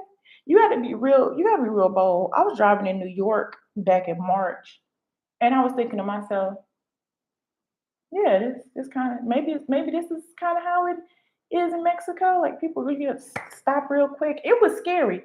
It was so scary. And then the other thing is most cars here are manual. I can't drive a stick. I just don't want to drive a stick. I prefer automatic. I'm lazy. I don't want to do all that work. So, and that's the other thing. I got to get in my mind. I have to mentally prepare that I am going to have to drive a stick. Um, so yeah, that's another thing. The traffic circles, they not, you gotta be prepared. You have to mentally be prepared to drive here. And I go to the gym early in the morning, and I don't know what time traffic starts here either. And again, like I said, I know I live in a pretty popular area, and I live by the hospital. So I know that there's going to be a little more traffic, more traffic in areas like that, but it's traffic all day. So I don't know how I don't know how I can get comfortable enough to drive. But again, since I picked where I live, and either I have a pickup service or a delivery service for everything so far, I don't need a car. I don't need the responsibility of a car, the maintenance, the insurance, gas, and all that stuff. Somebody asked me how much gas is by the gallon here. Gas is sold by the liter here. And the other day it was 13.65 pesos per liter, I believe. I think that's how much it was. But yeah, it's sold by the liter, not by the gallon. I don't know what that converts to, but my guess, it takes 3.2 or 3 liters, 3.2 liters, 3.3 liters to make a gallon. So I'm guessing it's about the same price as the US, like $3 something, is my guess. $3, $4. I don't know. I don't buy gas, and I didn't even try and do a half decent job in researching it. How does living in Mexico differ for the US? Whew. Oh my God, there's so many differences. Like I said earlier, just quality of life. People are allowed to go home. People are allowed to go home from their job. They don't have to stay there all night and all morning for the convenience of everybody else. Again, the fresher produce. They're not rows and rows and rows of the frozen food aisles, like the frozen food sections. They're not rows and rows and rows and rows of food. It's like two rows of like frozen stuff. Um, let's see. I'm sorry, I'm saying all the time. And then what else is a difference? Other differences. They're not ashamed of their religion here. I know this in the United States. There's people who are proud of their religion, who are just overtly proud of their religion and imposing their religion on other people.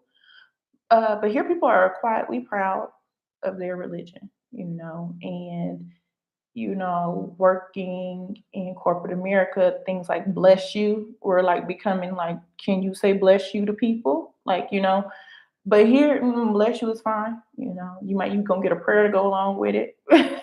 You gonna get a little prayer to go along with it too. So that's another difference. Another difference is here we still wear masks. We still wear masks here indoors. We wear masks indoors. Masks are not required for outdoor spaces. Social distancing is still enforced. You have to wear masks inside Ubers and ride shares, public transportation. So that's another thing that's different. And also on Mexican airlines, you are still required to wear a mask as well. Different. Another thing is different in the afternoons. Every every afternoon, and I'm gonna even say if even if it's just a little bit of the afternoon left, like how it rains in the evenings here, you will see families out walking and going to parks. There are parks everywhere. Everywhere there is a park, there's a soccer field, stadium, a walking path, some playground equipment.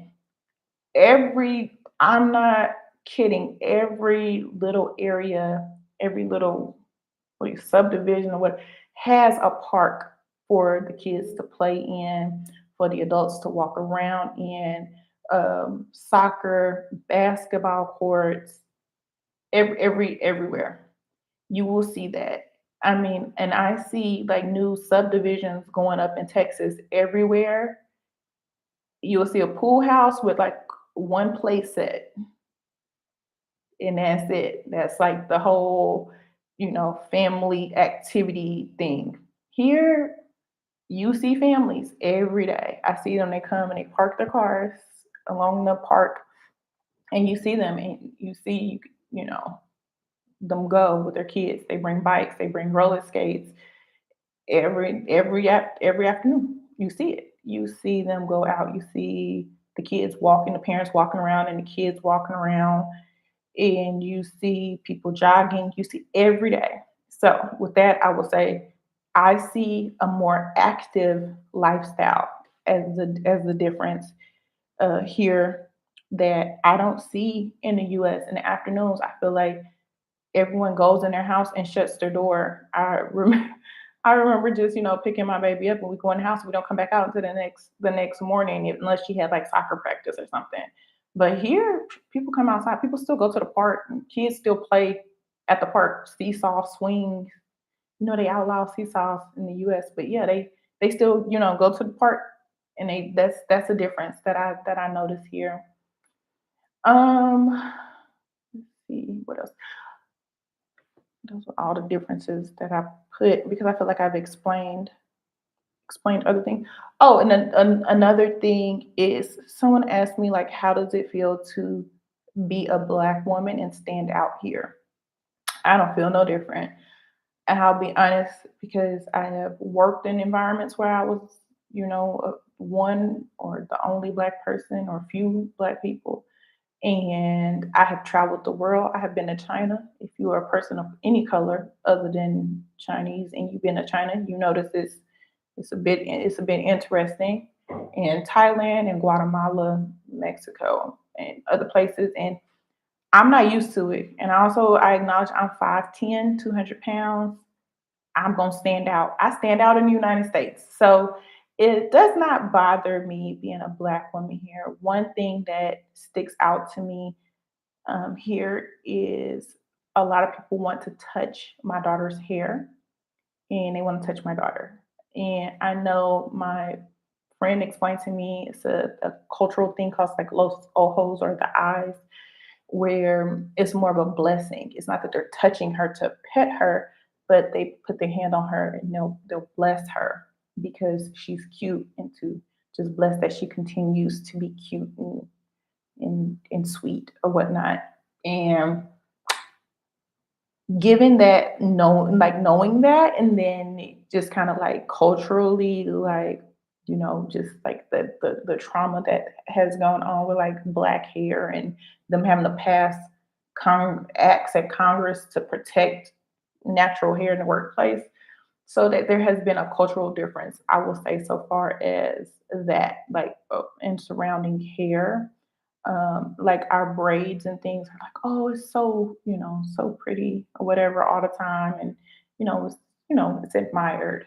So I do think that that's a difference, but just being a black person, I don't feel it's no different. I'll be honest, there are some Mexicans here that's my color or darker. So that doesn't bother me. I think things will bother you if you are conscious of it or insecure of it, then you may have an issue. Naturally, if I walk in 5'10", I'm gonna turn heads just in general. So I think it's just it's just understanding that. And if I'm trying to do something new the first time, and so I'm trying to use new words in Google Translate and trying to piece together words, I think that could be a little challenging and that may make you feel some type of way. But I always appreciate it because then I'm learning new words. And so it helps me to further my agenda for what I want, which is to be fluent in Spanish. Questions? Um, answered that.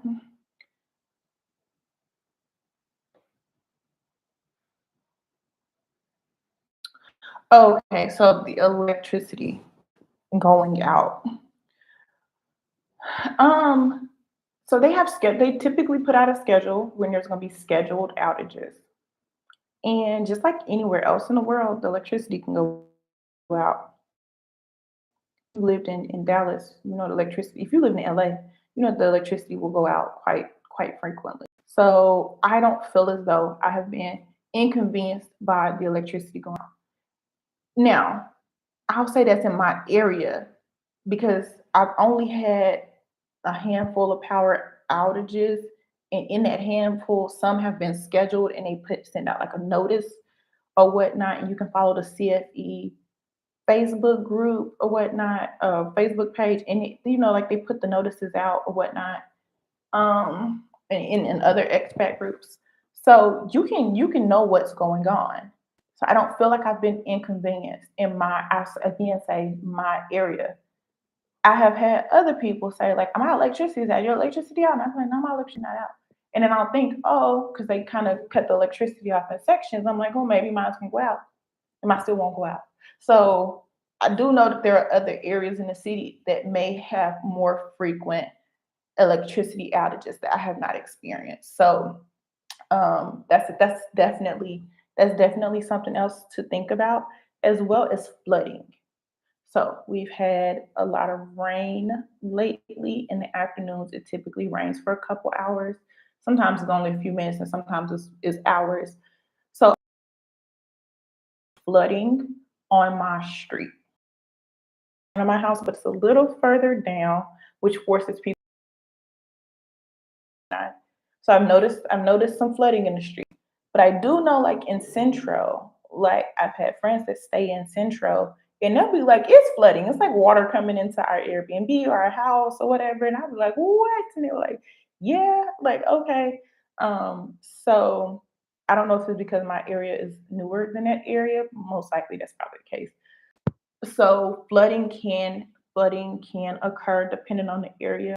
I also noticed that the way the front of my house is set up, there's like a slope or gradient. You know what I'm talking about? Like the concrete goes like this, but it's not like steep, but it's like slightly noticeable. So when it rains, the water, you can just see the water just rolling towards the street. So we'll see. So rainy season hits next month in like September, where it's like 40 days and 40 nights of rain. We'll see then how I still feel about living here. So when it's 40 days and 40 nights of rain or whatever, that starts like next month. So then we will determine if I have a real issue with flooding. But lately, with the summer rains and the little rain we've gotten lately, I have not experienced flooding. I do know people who have, but I have not experienced flooding. And I think it's because the rains are more like flash rains, like because out of nowhere, it'll just again, because this used to be the middle of this used to be a jungle, right? Out of nowhere, it just like pours down. Like you can't go anywhere for say 20 minutes straight. Like you just like, I'm not fighting the rain. I'm like, rain do what it's gonna do. And so, and then it'll stop, but it will rain so heavy, like, naturally it would be standing rain. So if there's not proper drainage, then I can get that. So yeah, I have not experienced flooding, which is another concern that people have. Amazon deliveries. Amazon does not deliver. You know how you come home and you have Amazon packages at your door and you're like, ooh, goodies. Nope. If you don't go get your package here or have you will not get your package. That's just that on that. Somebody has to sign, or not say sign, but has to receive the package unless it's put inside an Amazon locker. The driver pulls up, hunks, text. Some of them will text you. Let's say that some of them will text you. You got 5 minutes from that text to come get your package. I've used them 5 minutes loosely too. So if we have packages coming, we know we have packages coming. One of us will stay downstairs so that we can hear. Because if we're upstairs, we can't hear anything at the front door unless Jax hears and then he'll bark. But other than that, we won't hear. And so then Amazon will take our package back to the fulfillment center, and you may or may not get it back. So that's another thing. So Amazon does deliver here. You can get Amazon, you can get a lot of things from the US. You can also find comparable things on Amazon Mexico. So Amazon does deliver, but they do not leave it on your doorstep. You need to coordinate to be at home, which brings me to my next point, timeliness. Things don't always run on time. Okay, things never run on time here. Okay, things never run on time here. If they say they come in, the plumber say he gonna be there at 9 o'clock. The plumber is gonna be there. He gonna be there. He gonna be there. He gonna be there. I don't know what time he gonna be there. It may be 9:15. It may be 12 o'clock. But it probably won't be 9 o'clock. It probably won't be 9 o'clock. Um, um, lives life. Hey, hi. So yeah, so things don't run on time here, and that's something that you have to get used to. And I know but it irritates a lot of people. And my first week or so here, when I was waiting on deliveries for furniture and my hot water needed to be fixed and something else. When I tell you by day three, I said, you know what? I give up. I give up. I surrendered to it. I gave up. I quit. That's it. I can't do it. They get here when they get here, and that was that on that. And that's how I have lived my life since I have been here. So if something starts at 5 o'clock, I start doing my makeup at 5 o'clock. That's just, and I get there at 6 ish, and it may just be getting started. So just it is what it is. I know it sounds horrible. I know it sounds horrible. You're like, you were in the military, you're supposed to be 15 minutes or don't do that to yourself here. Do not do that to yourself here. You have to adapt to the culture, and and tardiness is just part of the culture here. Just get there when you get there, and it's typically not over on time either. So just get there when you get there. You got to time it. You just got to time it with the vibe. That's how you got to time it. You have to time it with the vibe, and you just have to. That's just how it has to be. Because if you try to hold on to that and control that, you're gonna drive yourself insane. You will drive yourself absolutely bananas trying to determine. Well, he said he was gonna be here at 10 o'clock, and it's almost 11 now. He gonna show up, just chill. You know what I'm saying? Go find something else that you could be doing in that moment and do that and just enjoy that, because you're gonna make yourself crazy trying to control what time that person gets there. Oh, we got another question. Do you feel safe out here? Yeah, I feel safe. I do. I do feel safe. Uh, I didn't answer actually specific that question, but I think I did in the beginning. But yeah, I feel safe here. Like I said, I carried a gun when I was in the United States, and I don't have a gun here. And at first, it was awkward. At first, it felt a little awkward, but now it's like, oh, okay, I'm not carrying. It's some extra weight I don't have to. That's more weight off my shoulders. That's what it is. It's more weight off of my shoulders. That's exactly what it is. So no, I definitely feel safe here. The police patrol regularly. They have their lights on. The police leave their lights on. Their blue lights are always on. And for some people, they can be like, oh, that's the police. And when I say some people, I'm including myself in some people. I was like one of them people like, nobody got the lights on. But that's just them. They ride around with the lights on at all times of the day and night. You see the blue lights. And it's not to, call, it's just presence patrol. That's just them patrolling, letting people know that you're there. One time I was taking a photo in the middle of the street. I'm gonna be honest, I was taking a photo in the middle of the street trying to look cute and get this photo in the middle of the street. And the police came and I'm like trying to get my stuff and get out of the street. He was like, no, no, no, finish whatever it is you was doing. And I stayed right there and I finished it. The photo still didn't come out that good, but still, he blocked the road off, let me safely take my photo and then go about my business. So yeah, I do feel safe here. So that's which is one of the reasons why I moved here. Oh, and hair. Okay, so hair. Somebody earlier asked about dermatologists. Somebody asked about how do I do my hair and take care of like all my maintenance and stuff like that. Okay, so maintenance stuff, nail salons. I go to Coco Nail Bar in Alta Brisa. That's my nail bar. That's my nail spot. Um, they do my daughter's nails. We love it there. They are absolutely amazing. They're upstairs from Volta Cafe. Highly recommend you stop into Volta and get some breakfast, lunch, or dinner, whatever time of day you go in there. Food is phenomenal. Volta Cafe is delicious. So there's that. You can get everything else. You can get waxes. You can also get massages, facials, and pedi and mani, but no acrylic at Thai Spa. Um, Koru MD, I believe is the name of the other massage spot. So where my baby go, and you can get a parent and you get a little kids massage and a facial, and it comes out to like $90. You get massages and facials and a sparkly seltzery drink, Koru, and then what other maintenance do I do? That's it. Those are all my maintenance. I don't have a lot of maintenance. There are laser services here for hair removal. I think I'm gonna try it out. I'm trying it out. I'm gonna try YouTube. I'm trying to record it. I'm gonna make a conscious effort to record it.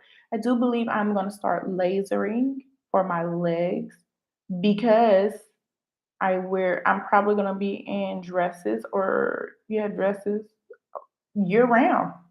It was cold here.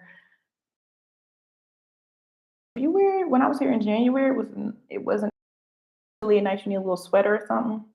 But in February for like a week in February, it was like this house ain't got no heat. It's only air conditioners and ceiling fans. It's like, ooh, we ain't got no heat in here. Like, mm, yeah, yeah. Ooh, I don't know how we're gonna make it. So you get like a week, and I'm not even gonna say it's winter. It was only at night, and you just needed an extra blanket on your bed. That's about it. And early mornings, late afternoons. So for the most part, it stays warm here. And even when I say that, it was like 59, 62 degrees. Like we was being extra. Yeah, it was being a little extra, but it wasn't like the 80s. It wasn't like in the 80s. It was cold to us. It felt cold. It felt cold at that time. we got here and they were like, oh, it's unusually hot. And it was like high 80s when we got here, beginning of February. But then, like that second week, I want to say, got a little chilly, got a little chilly. So, um, that's another thing.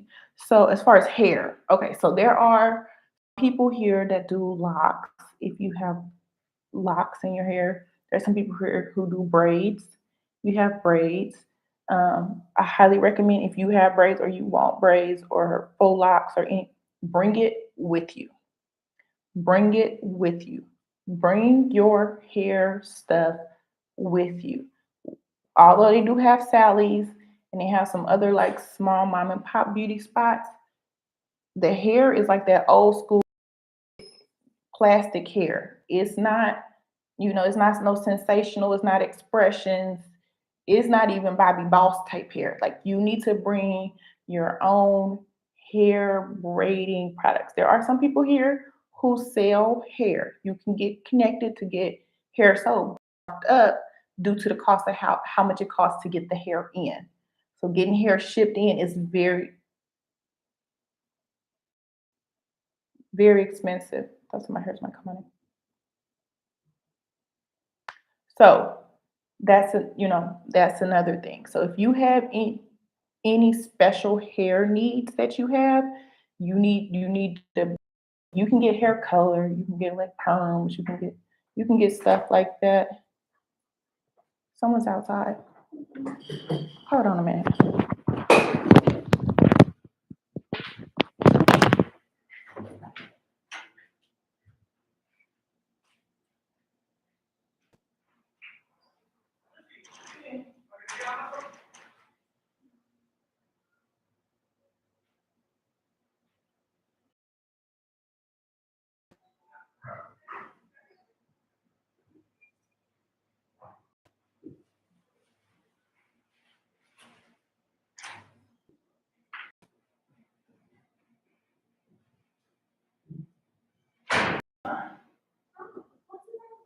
It's my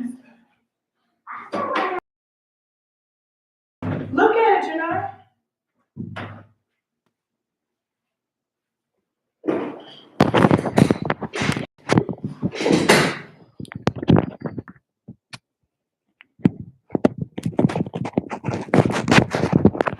Okay, sorry about that. Perfect example of Amazon delivering something. Amazon with my package. Oh, and the other thing about Amazon, you know how in the United States you get the text message that says your package is 10 stops away. Your package is almost to your door or whatever it is. And you can track your package in real time, right? That package wasn't supposed to be here till Monday. That package was not supposed to be here today. It's early, which is great because sometimes it's supposed to be here on Monday and I get it on Wednesday. That's the other thing about Amazon. I didn't even think to put that on there, but Amazon, I'm not gonna say it's unreliable. It's reliable. You can get your stuff. You just you just don't know what they you just don't know when you're going to get it. So yeah, that's a perfect example of it. That package was supposed to come Monday and it got here and they you gotta physically go get it from the person. They could have tossed it over the gate. Well, actually, I wouldn't want them to do that, but they could have slid it. He just handed because I took my keys to open the gate. He slid it through the gate, so he put it through the bars, but he didn't. Okay. Okay, and I was asked, what is there to do here? It's everything you do, the all the same stuff that you want to do in the U.S. that you want to do in the U.S. Y'all, it's the same. It's the same thing. I know Hollywood movies has made it seem like living in Mexico, you either gonna live out on some ranch and you're gonna have to fight the cartel like Rambo and you know everybody's poor living in huts and everything. Yes, that happens. I mean, it's people living like that in Mississippi in the United States. That's true. It happens. It exists. Poverty exists everywhere in the world. But in major cities like in Merida, we have all the same things that every other major city has.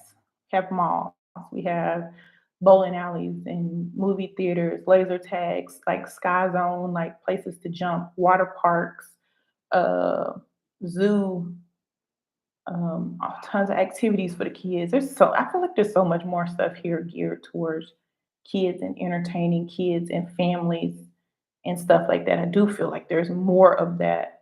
Um, in bars, in restaurants, in high-end restaurants, dive bars, Starbucks, chain food places. Like you have everything that you would do in the you can do here.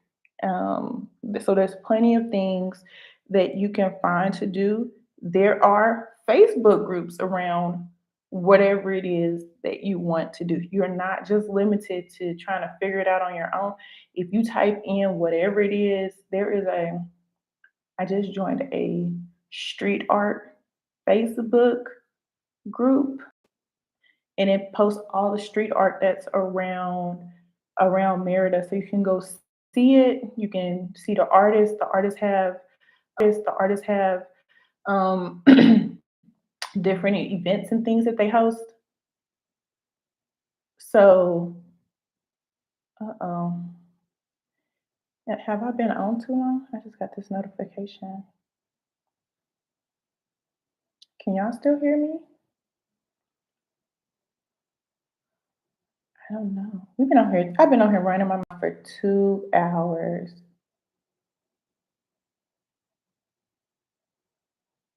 Y'all let me know if y'all can hear me. Okay, y'all can hear me? Okay. Um, so yeah, there's something. I mean, there's something for everybody here. Um, on different things. It'll help you work on your Spanish, which is always a good thing. And again, they teach English in the schools. So that's the other thing.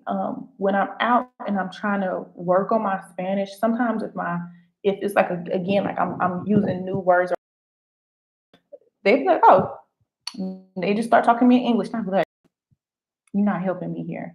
But if I let them know, like, hey, like I'm really trying to work on my Spanish, then they'll when they're talking to me in English, they'll tell me like the Spanish words or whatnot. Just communicate it. Like, don't be ashamed to say, hey, I'm working on my Spanish. I want to get better. And most people will help you. But again, they're trying to work on their English too. So, it's give and take. Everybody's trying to work on something here. Have you utilized nanny service and what's the cost? Okay, so yes, I have utilized nanny service, right? So two things with that. I have utilized the nanny service, and you say the cost, right? So here's kind of one of the conflicting things that's going on right now here in Mexico overall. Anywhere the expats are moving into communities, right?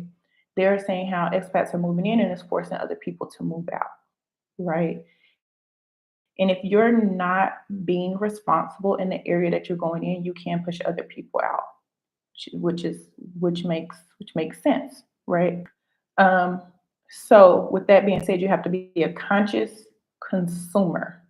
You have to be a conscious consumer when you are in another country. With that being said, it comes down to the nanny services, right? Last week I was looking for, I still am actually, not was, am looking for a personal assistant. And I reached out to a mom that has a personal assistant, and she found her personal assistant through a Facebook group here in Merida, and they do like domestic services. So, um, nannying, tutoring, gardening, housekeeping, personal assisting, things like that, right? Unskilled labor, I think, is kind of what the classification would be. And pretty much any other services too, they'll kind of help you out. So You go through there, you go through there, and then you negotiate. And so the mom told me where she got her personal assistant from, and she told me that she pays personal assistant an hour. I said 40 pesos? 40 pesos? She said, yeah, I pay 40 pesos an hour. And she said, that's more than minimum wage. And I said, can't be. That can't be. Cannot be. Well, I took my happy self to Google and I Googled, yes. Minimum wage is about 21 pesos an hour. 21 pesos per hour is about 21 to 22 pesos per hour. I think it's like 178 pesos a day or something. It's under 200 pesos a day. So I looked at it and I asked the mom group I'm in, hey, is anybody got a personal assistant and is 40 pesos an hour realistic? And I'm asking that because I feel uncomfortable. I feel uncomfortable paying someone 40 pesos an hour. I feel uncomfortable. However, if minimum wage is 21 pesos an hour, 40 pesos is paying them more than minimum wage. However, the nanny I was using, I was paying her 100 pesos an hour. So that's where it comes the discrepancies that expats come in and they drive the price of things up because they come in and they put a spike in the cash flow system. They spike the economic system by flooding the system with cash, right? So from where it would be 21 pesos or 40 pesos an hour, we're quadrupling it and we're paying 100 pesos an hour, whereas other places are paying 80 pesos an hour. And I was like, oh, I just pay 100. That's like $5. Oh, and so it kind of put it into perspective for me, right? That the impact that expats are having on the economy, it really changes it. So then it costs goods and services because then businesses will increase the cost of things, which will drive up goods and services for people, right? The market will never stabilize itself economically if there's always a flood of cash into the system. So when you ask me, have I used one? Yes, and I paid 100 pesos an hour. Um, now that I'm reviewing it, this was after last week. I just learned it's like last Tuesday or Wednesday last week. I'm kind of reassessing it. Am I hurting or am I harming?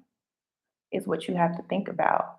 I do believe, I mean, helping or harming, hurt is the same as harm, helping or harming, because you do not want to I do not want to underpay somebody for any service. I don't care who it is. And I would not, I I would be offended if somebody thought, oh, just because da da da da and underpaid me, right? Kind of the whole beef we got going on in the US right now, right? That's kind of the thing. But also understanding I am a guest here. I'm a, I am a, I am a guest here. Who am I to come in and change somebody else's economic structure? That is not what we're supposed to do. So fully understanding how economics work, um, I will say between 40 and 100 pesos is what is paid for nanny service per hour. I also understand that they have au pairs here or live-in nannies that do like 40 hours a week as well as meals. And it costs about 125 USD per week. Um, so those are all options if that's something that you're looking for. And they have fairy nannies, nineros, and there's one other service I can't think of it off the top of my head that can help you connect you with full time, part time, or as needed nanny services. Are there any business opportunities? Okay, I know three people that have open businesses here. So I don't think that they're I hear there's a lot of red tape in the beginning. I hear there's a lot of red tape in the beginning, and it's different from what I was explained. It's different. You know how in the US you got to get all your licenses, da da da da, and then you get the location, da da da da. Well, here, from what I understand, you got to get the location, then you get the license, then they permit you that way. So they kind of put the cart before the horse. However, I see people do it. Um, People run businesses. I believe permanent. I'm not even sure it can be if it can be temporary. But I know we have to have some residency status to legally operate a business in Mexico, and you will have to pay taxes here in Mexico. You will also have to report your business and your taxes back to the United States. How's the entertainment? What you mean entertainment? No, like what do you mean? What do you mean entertainment? Like activities, events. So let me tell you. Look, I can tell you some things that have happened. Um, I know that there is an art gallery that a black woman from, I believe she's from Canada, opened. She um she opened a art gallery, so that's gonna be opening. There was I think his name is Ramen. So he has like the electric violin. He plays some 90s jams. I think he had Alicia Keys on there. So he had an event. I was at home when his event happened. Um, what's some other things? I know that there was a music festival that happened back in June, like kind of like EDC kind of style music festival happened out like somewhere on one of the beaches out by Progresso. Oh, like lounges? Oh yeah, they got lounges, like hookah spots and stuff like that. Yeah, they have those. They have those here. I was telling earlier about the speakeasy. They have live music that they play there. La Negritas is really popular. They have live music there as well. Um, yeah, it's live music, lounges here. I don't know so much as about clubs though, and I don't even know if they have like a club. I saw one. I haven't seen like a lot of clubs. More kind of like just live bar lounge mix spots, but they just as popping as clubs.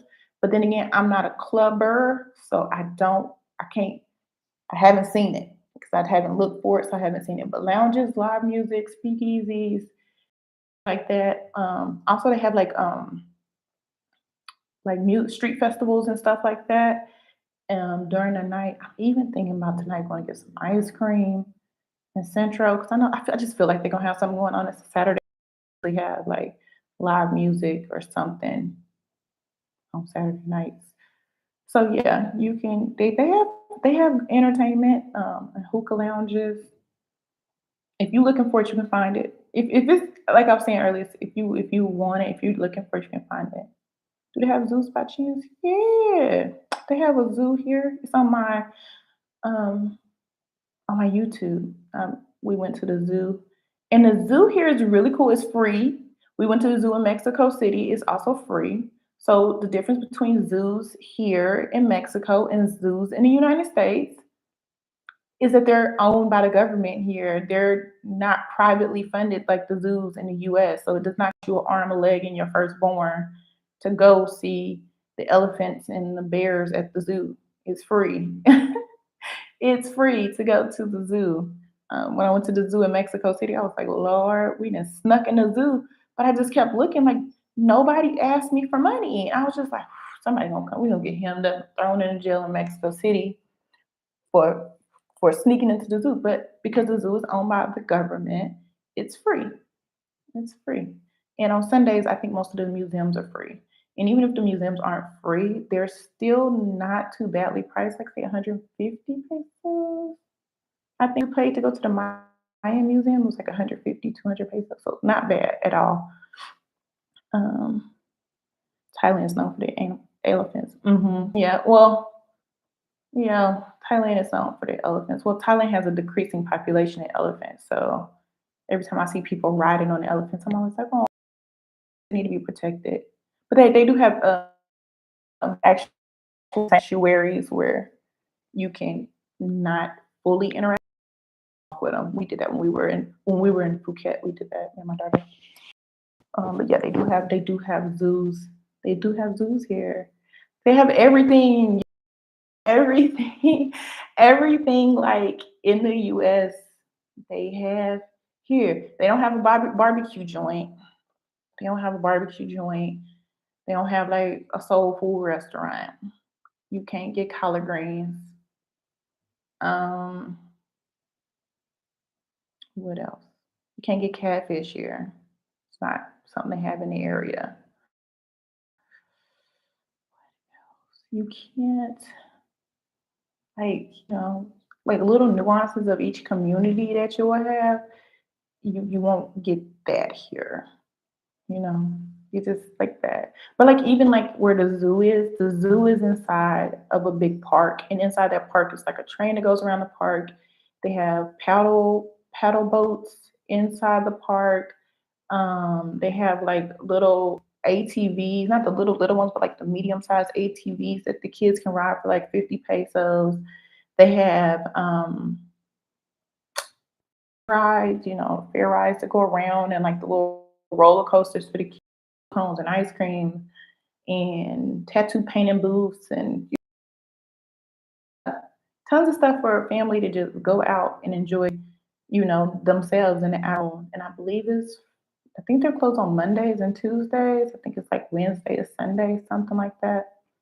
You can just go there and you can just get out, walk around, and enjoy yourself with your kids, with your family. Something that you can do. Okay, y'all. I've been on here with your kids, with your family. Something that you can do. Okay, y'all. I've been on here 2 hours. Um, Walmart's a wall close to your favorite, and when do you go? Walmart's and malls. Okay, so I live by the Alta Brisa, which is called, they call it Uptown. I live by the Uptown Walmart in Alta Brisa Mall, and they are 5 blocks from me. And is your favorite when you do go? Now, I'm not a fan of Walmart in general. I do shop there now that I live here because they do have a few things that I can't get from other stores. One of those things is Alfredo sauce in a jar.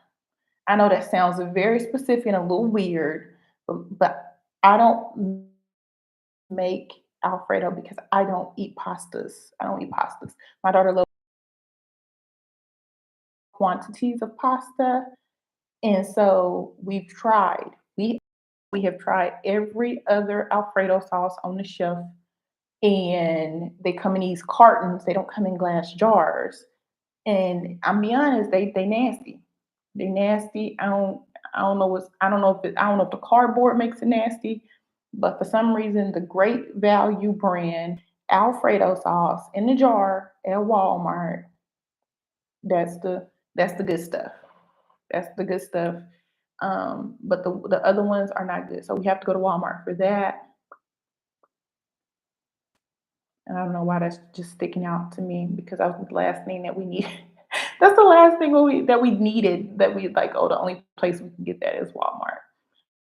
So yeah, there's little things that. So I don't really go to Walmart. I say all that to say we don't really go to Walmart. Like I just shop the local grocery stores just fine.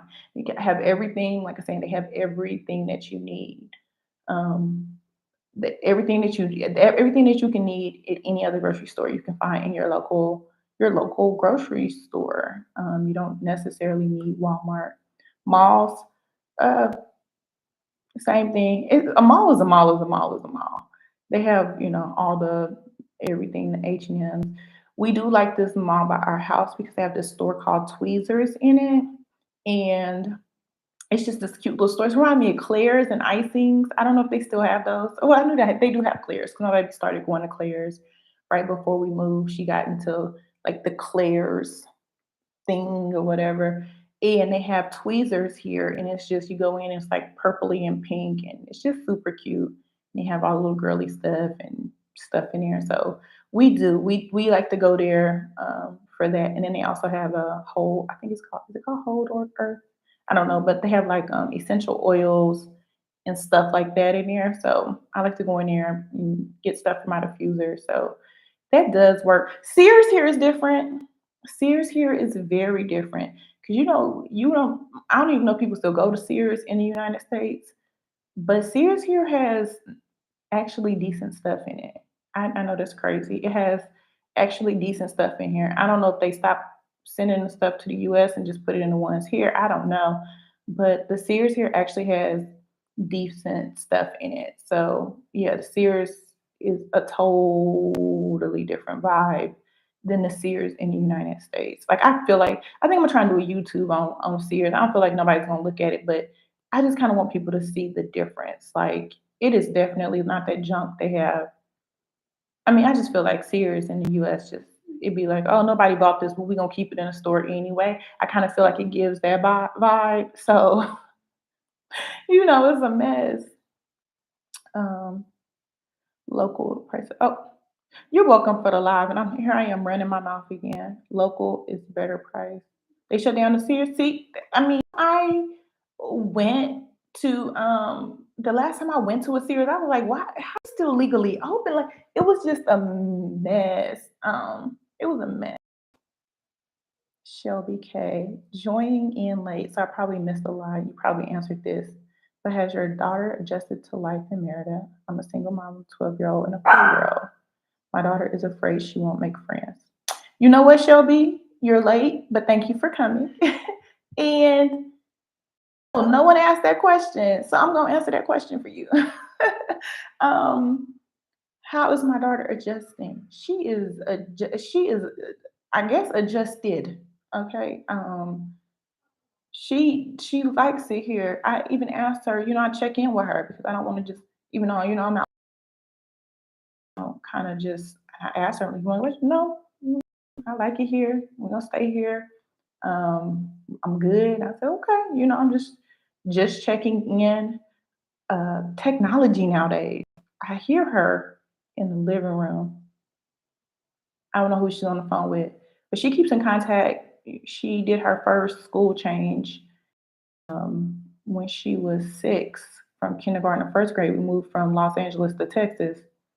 And, she still keeps in contact with friends from LA and cousins and her cousins that live in Mississippi and Oklahoma and Arkansas and Texas. And she's even picked up some of my niece and Indiana's friends. So technology connects the kids and communities, and there are tons of mom groups here, Shelby, tons of mom groups. And you just say, hey, I have a 14-year-old girl, da da da da. And I'm pretty sure there's another mama who's like, so where you want to drop them off at? Like you will find your tribe if you just reach out. So if you type in, look on Facebook, if you type in, I don't know, Moms of Merida, maybe. I don't know the names. Let me see. Let me go to groups on my Facebook. If you're on Facebook. Mm, expats living in Merida, Mexico. Expat moms in Merida. How do I see all my groups instead of scrolling this little section? Communities, not groups. Your communities. So there's the Brothers and Sisters in Merida. That is a Black group. There is Merida, Mexico Expat Community. Melanated Homeschoolers of Merida. Mexpat Meridas, expat in Merida, expats living in Merida, expats living in Merida plus, kids in Merida, Merida on a budget, Merida Yucatan Expat Builders Forum. That's good if you need like a handyman for something. Merida Restaurant Reviews. Expat, okay, here's the one. Expat Moms in Merida, Yucatan. That's a good one. If you want to join a group, Expat Moms in Merida, Yucatan. That's a good group that has a bit of activities. There is a single mom group. There is a single mom group, um, but I'm not in that group. I was kicked out because I had a boyfriend. So I was kicked out of that group. It is for 100% strict single moms, not single mom and you got a love interest, not single mom and you gotta be a single. You can't have no girlfriend, no boyfriend, no nothing. You gotta be a single, a solo parent to be in that group.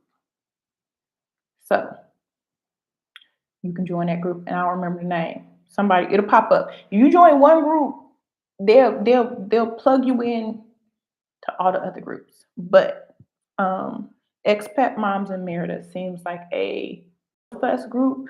I have not seen any drama in that group. Facebook groups have a little drama in them. I have not seen any drama in that group in particular. So I will say that. And I don't know any, I don't know the admin or I don't have no connections to the group other than just being a participant in it. Oh my God. The one thing I forgot to mention is water. Oh my God. Now I'm sitting up here. So, water here in Mexico, everyone asks me, can you drink the water? Some people say yes, some people say no. I say nah. Okay. Um, Even if you have a filter on your house, I'm still cautious, and I will tell you why. It has a really high calcium deposit in addition to other small silt minerals. Um, so I do bottled water. I brush my teeth with faucet water. I will say that. I brush my teeth with faucet water. We do have a filter though. I brush my teeth with faucet water. I boil, I cook, I do everything with bottled water. You can have it delivered for $10 a week, I guess. I don't even know how much it is. You can have it delivered. You can pick it up at the store.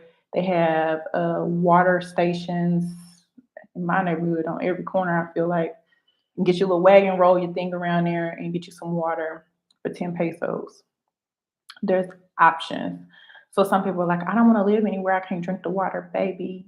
You can't drink the water in LA. So when people tell me that I don't want to live anywhere where I can't drink the water, you can't drink the water in Los Angeles.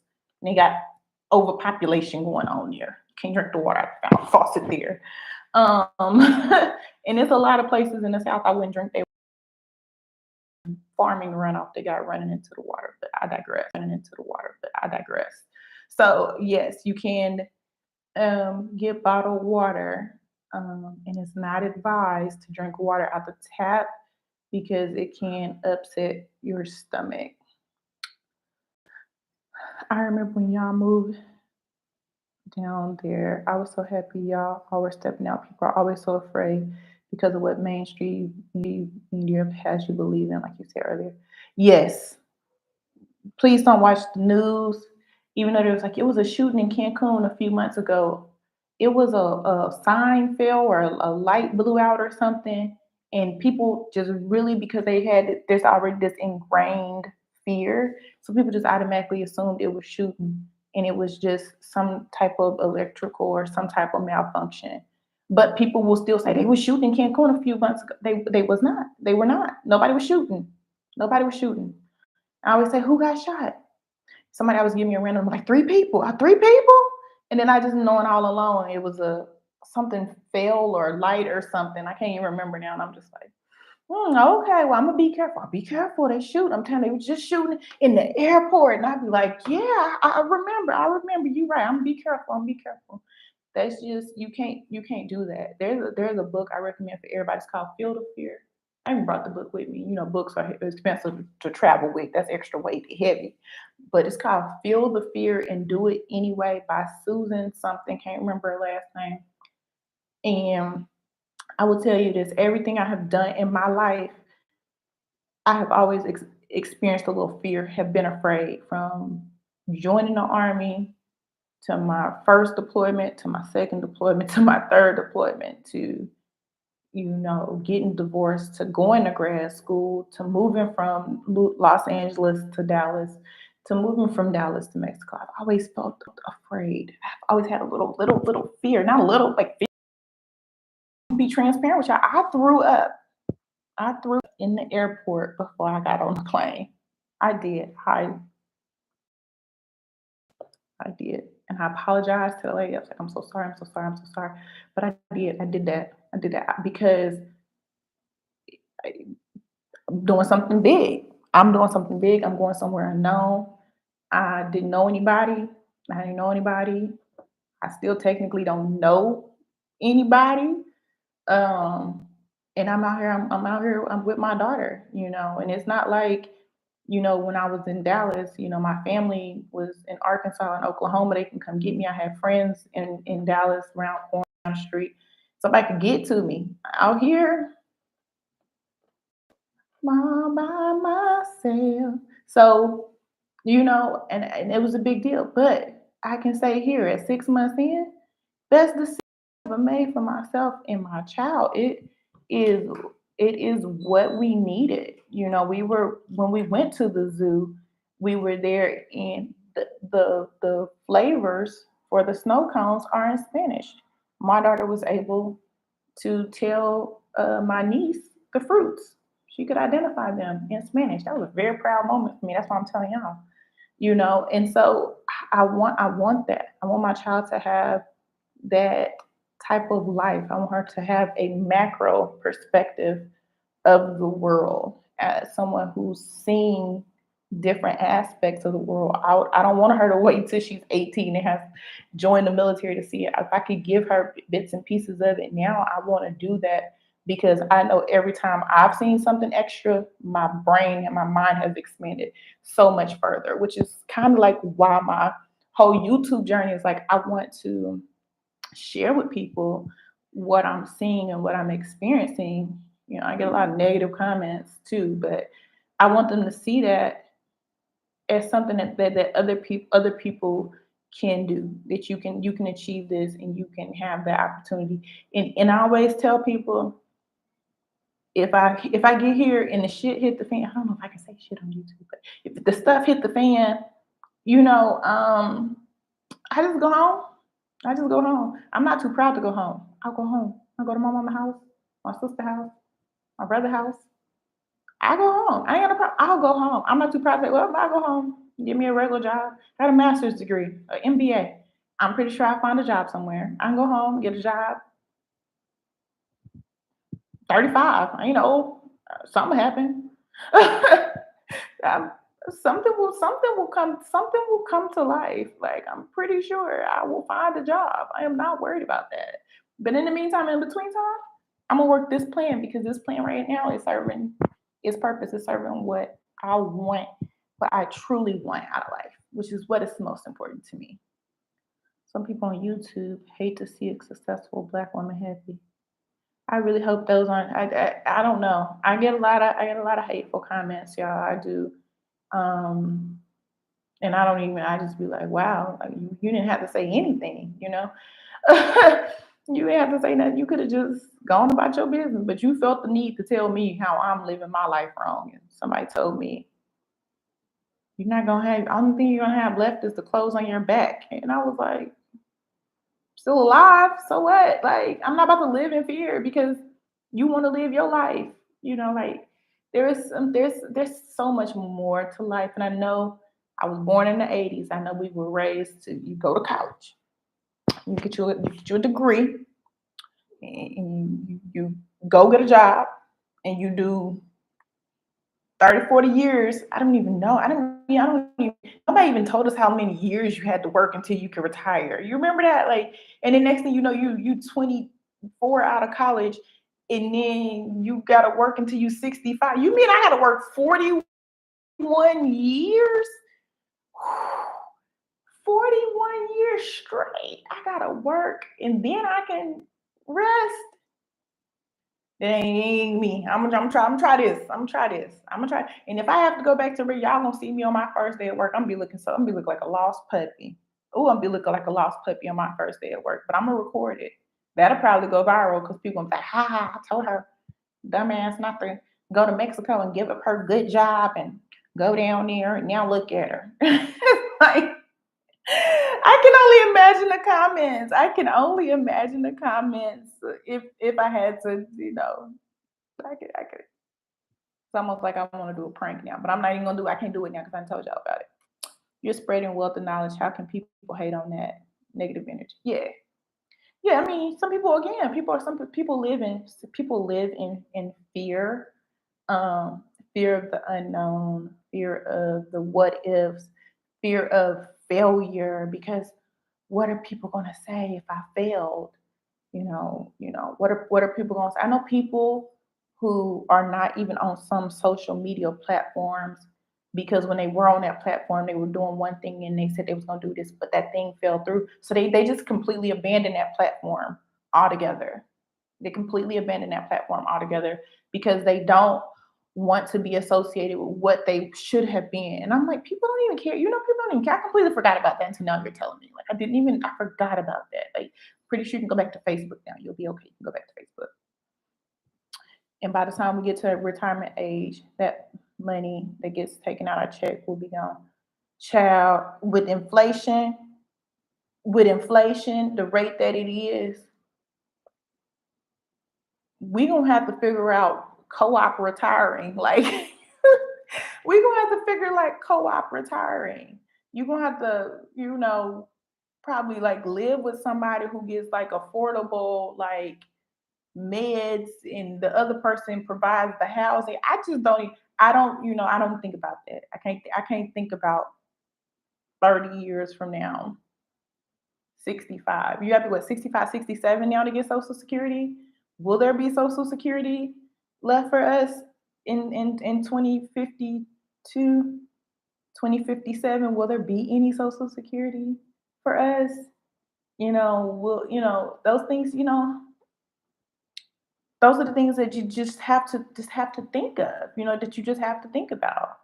The average 500 square foot apartment in Orange County is 2,900 per month. Oh, I believe that. Oh, I believe that. Oh yeah. Oh yeah. I was living in a two-bedroom in North Hollywood. It got up to 2585. I said, oh baby, we moving. We moving. We moving. We moving. It was just me and the baby, and Jax was just a puppy. We moving. We moving. We moved into a studio.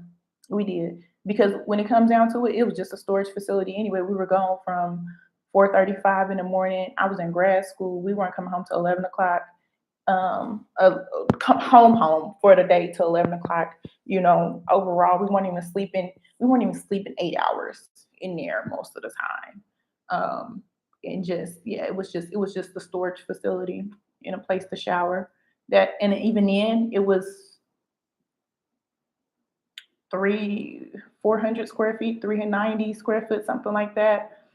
And it was $1,600 a month. It was $1,600 a month. Yeah, $1,600 a month.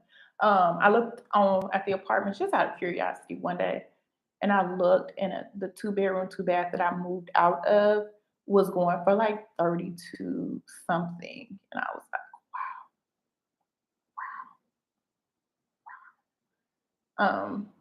yeah, no, mm,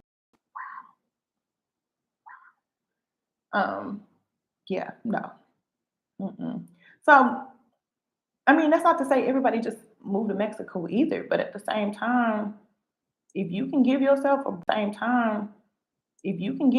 break, a reprieve, an opportunity to save money, opportunity to enjoy this culture, opportunity to make more friends, to expand your horizons, I say do that. I honestly say do that, because you have something to offer the community here, and the community here has something to offer you. Definitely take advantage of it if you can. That's not say everybody can, but if you can, I definitely think that you should.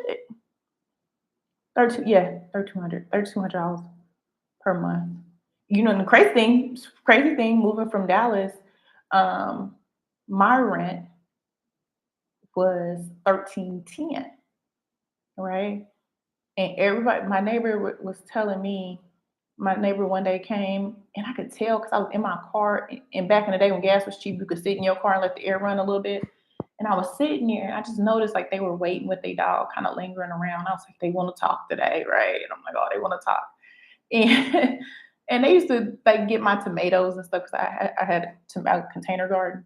And they used to always, and then I'm pretty sure I was like, oh, they probably gonna tell me they took a tomato or something or whatever. So um, they were waiting around, and then I get out the car, and then she just hits me. She was like, "Hi, our rent went up 400 and something dollars," and I was like, I don't mean to be in your business, but," and I was like, "Okay." She was like, "Yeah, $400. They just out of nowhere went up $400." And I was like, "Oh, okay, and I was like, "Oh, okay, trying not to talk money, like that's awkward talking people's finances. This is ridiculous, yada yada yada." And I'm like asking them, are they gonna do any upgrades? And they were like, they'll paint an accent wall. So we don't need an accent wall. Our cabinets are dated and da, da, da, da. And I'm like, oh, okay. Um, and so then my other neighbor was like, one day, her dog and my dog played. Then my other neighbor was like, one day, her dog and my dog played, and she was just like, my rent went up. And I was like, yeah. But then come to find out, her rent was higher than my rent because she moved in later, but on a shorter lease. Her rent went up. It went up. And I'm like, oh, okay. So it looked like they was getting everybody closer to the 2 grand a month for a bathroom, a two bed, two bath. They were getting everybody on that closer to two bed, two bath. They were getting everybody on that closer to 2 grand a month. And maybe a month ago, one of my other neighbors, she just called me and she was like, "Hey, who's that realtor you're working with?" Because I was thinking about buying there, and who's that realtor you're working with? And I was like, "Oh, okay." She was like, "Yeah, because this is what happened." And she told me, and her rent got to that 2 grand a month. And she was just like, "I can't afford to move because I have to pay the deposits and all that other stuff." She's like, "I'm just gonna go ahead and just try and find me a small condo or something. And if I can make that happen for what rent is, then I'm gonna just make that happen." But she didn't know if she was gonna stay there. She was thinking about moving somewhere else. And she was like, "I'm gonna just have to make a decision." And that's what happened. Catching up on part about the Merida Facebook drama. Yep, truth. Be careful joining them folks. Oh, well, listen, I'm gonna be honest. They have drama. They have drama. I mean, when I was in Dallas, there was drama. Every Facebook group, like any social group, is gonna have a little drama. The thing is how you interact with it. Um, how you interact with it is what's ultimately going to determine whether you have a good or a bad experience in Facebook groups. And as you can see, I'm in several Facebook groups. Like I told you, I got kicked out of the one Facebook group.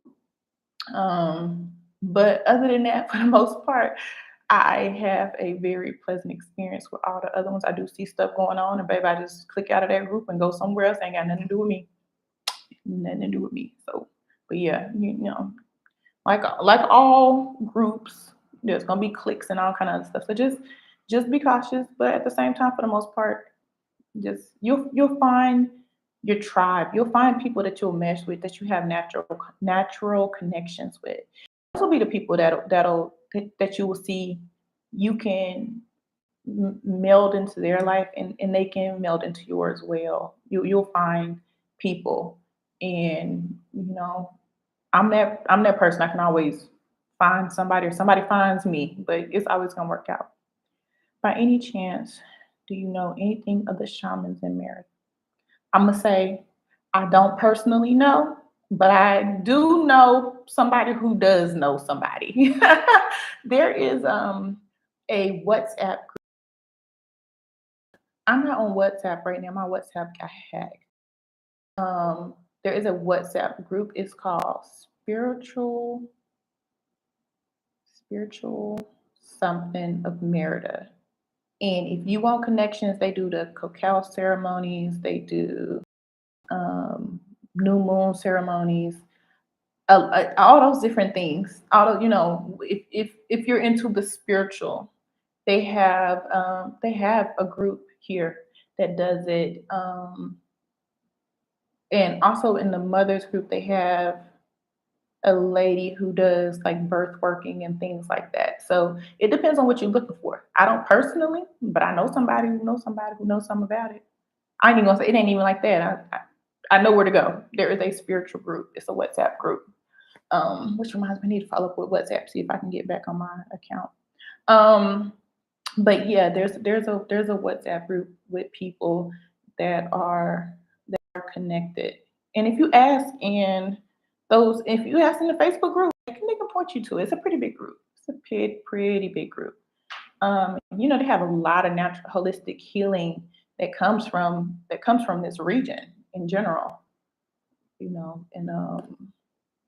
so yeah, if that's what you're into. Do you have a lot of friends there? I'm gonna say nah, but I'm gonna say I know people.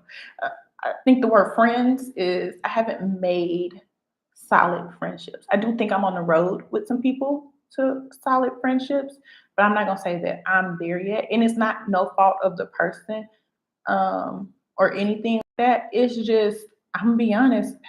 Up until July, no, was it July? When did we get back? July?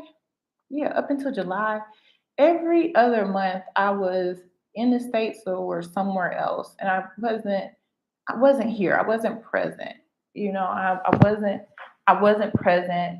And I made that commitment. When I came back in July, I told my family, I am not coming back. It's gotta be an extreme reason. I've been to what, three weddings and a housewarming and a graduation, and it's just listen, everybody's having a lot going on, and I love that. And I think that's beautiful that my family is just at that place in life, and I love that for them. But baby, I gotta do me too. And coming back and forth, and the cost of rental cars, and the cost of airfare. Even though I hear airfare is going down, so that's good news. Um, it's just expensive. So I haven't had the opportunity to really pour into someone and see how they're gonna pour into me and really build a solid friendship. But I definitely say I got some girls here, people can go out with, talk to, different things. And there's always a group link up on Facebook. I'm planning to go to a 90s 2000 party in September. They had karaoke night a few weeks ago, but I was just too tired. I was too tired to go. Um, but yeah, it's a way. It depends on, I'm not even gonna say age here because to be honest, some of the older people here moving better than me. So yeah, it's something. It's always something to do, something going on, and you can find that. You can really find that here if you're seeking it. And that's the other thing. Some people don't want to do the work. Some people don't want to, and I say work, and I'm gonna use the word work loosely. Some people just don't want to be vulnerable and expose themselves and be like, hey, anybody want to go to the beach this weekend? Hey, what's going on? Anybody want to, go downtown and get ice cream? It literally can be something as simple as just want to grab a drink.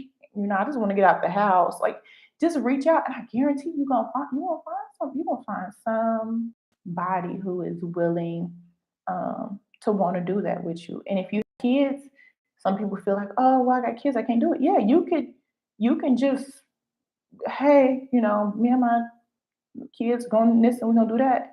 Anybody else want to join? I'm sure you're gonna find another mama who was thinking the same thing, who wanted to do it, and was like, be like, well, what time you gonna do it? You mind going at this time? Oh, okay, yeah, we gonna come. And I see it happen all the time. Just throw it out there, and something gonna stick. I enjoyed meeting people in person there while walking, visiting shops, and cultural events. Yep, yep. Go on that walking tour. I went on that walking tour. I made friends. go on the walking tour. Um, just get out. Just get out. You're gonna find somebody. Sorry to hold you on here. But how long do y'all plan to stay? I'm gonna tell y'all. I record the stuff that I do, right? And then I have to edit it and then upload it. Nobody told me YouTube was a job. Nobody told me that, y'all. Like nobody said YouTube is work. It can take me a good bit of a day to get a YouTube video edited and saved and upload it. Okay. So, I think, and I'm being honest from just personally, I think we take the work that YouTubers put into it for granted. And I know it's been like 2 weeks since I did my last video. And I just feel like I haven't been answering people's questions, and so I said, you know what? What is the best way for me to do that? And it's because I'm more active on Facebook. So if you follow me on Facebook, Bad Luck Kitty, Kittie, I'm more active on Facebook than any other platform. And so it's just a lot. And so I was like, you know what? Let me go live. It's Saturday. I have absolutely nothing planned. And I said, I'm gonna get on there and do like an hour and a half. So if I can get all this out or whatever, I'm okay with that. Cause then I'm gonna go back and do the little time stamps. And that way people can see, where we talked about each thing. And it can help them get the answer. It helped them get more answers. And I'm working on an ebook, Move to Merida ebook, and that's another thing that I'm working on. So like doing YouTubes, because I'm a writer, I'm an author, I'm a writer. That's what Bad Luck Kitty is. And with that, I would rather write than be editing a YouTube video, y'all. So that's why I was like, okay, live is a good way. I can see what people want and I can actually answer them, because I feel bad when I don't answer people. Yeah, y'all. So that's why I was like, okay, live is a good way. I can see what people want and I can actually answer them, because I feel bad when I don't answer people. And I'm like, I don't want to be rude, because I know some people are like, I got too much going on. They don't pay me for that. That's why I'm right here. When I moved to Merida, I wish I had just a few more resources. I just needed just a few more resources. And I'm not the type to be afraid of taking a risk, but I just wish that I just had a little bit more. And that's really what I hope I can give people. It's just that little bit more if they're gonna make that move, and just help them make a smoother transition if that's what they want to do, or even to determine that that ain't for me. If you need like a fast pace, always on the go, always doing something, Merit is not for you. It's not for you. But if you can slow it down a little bit and you enjoy it, Merida could be. It ain't slow. Somebody says it's too slow. I was like, no, it's stuff to do. You just don't know where the stuff at. How long do y'all plan to stay? I don't know. I know this is probably the worst answer. I'm sorry. Yeah, I don't know. I don't know how long we're gonna be here. If you ask me in 10 minutes from now, I'll be like, I don't know, 5, 6 years. If you ask me tomorrow, I'll be like, I don't know, 3 years. I mean, I feel like 3 years is the minimum. I want for myself and my daughter to be fluent in Spanish. That is definitely probably the ultimate goal. And I also want to get my brand up to be fully running. YouTube is kind of just the I don't even know how YouTube came about, y'all, but but yeah, so in working on my brand and everything, I want my brand to be self-sustaining before I make my next move, because again, that was one of the reasons why I moved, was to jump into being an entrepreneur full time, but not have to sacrifice my lifestyle financially. I can still live the life I want to live. Fearless mommy. Oh, I recognize you have the cute babies. Me and my kids are coming to visit for spring break, scout areas for our move fall 2023. Girl, yes. Let me know when you come in for spring break. I think that's the thing. I didn't scout before I came. I came January 8th, I believe. And I really want to go back and like narrow down the timeline. I think it was the 8th. I saw this place on the 10th. I put my deposit on the 10th. On the 12th, I signed my lease, but we predated it or predated post, I don't know, for the 15th, which was the following week, because they were still doing stuff in the house. And so they were like, nope, we're not going to charge you for that. And then I went to a destination wedding, went to Playa del Carmen in Tulum. And then I went home. I got my kids, my baby, and my dog. And we were back here February 1st. So that's that's how that happened. So I didn't scout. I just came on a vibe. I was like, you know what? That's where I'm moving. That's where I'm moving. It makes sense to me. It makes sense to me. We're visiting Playa del Carmen 2 nights and Merida 3 nights. Okay, that's cool. That's cool. Playa was too. It was just too busy for me. I'm not to deter you. It was just me. It was just me. It was just too much going on. Too many tourists. I just didn't. And again, I didn't go that far out. So I just didn't. And again, I didn't go that far out. So I didn't get the home feel. I used to live in LA in Hollywood, right off Hollywood Boulevard, and that's what it felt like to me. So I was like, no, it's not gonna work. I didn't go out to any of the little or to the suburban area, or well, I don't even know if they got a suburban area, but I didn't go outside of the city, so it just didn't give me what was supposed to give. But even Centro here is not like the other Centros that I've been to. It's definitely not as congested. If you've been to like the Cola or the metro area, Centro and Mexico City, baby, woo, it is tight, honey. It is tight. And even going like we went we went and I noticed that they had closed off portions of the road.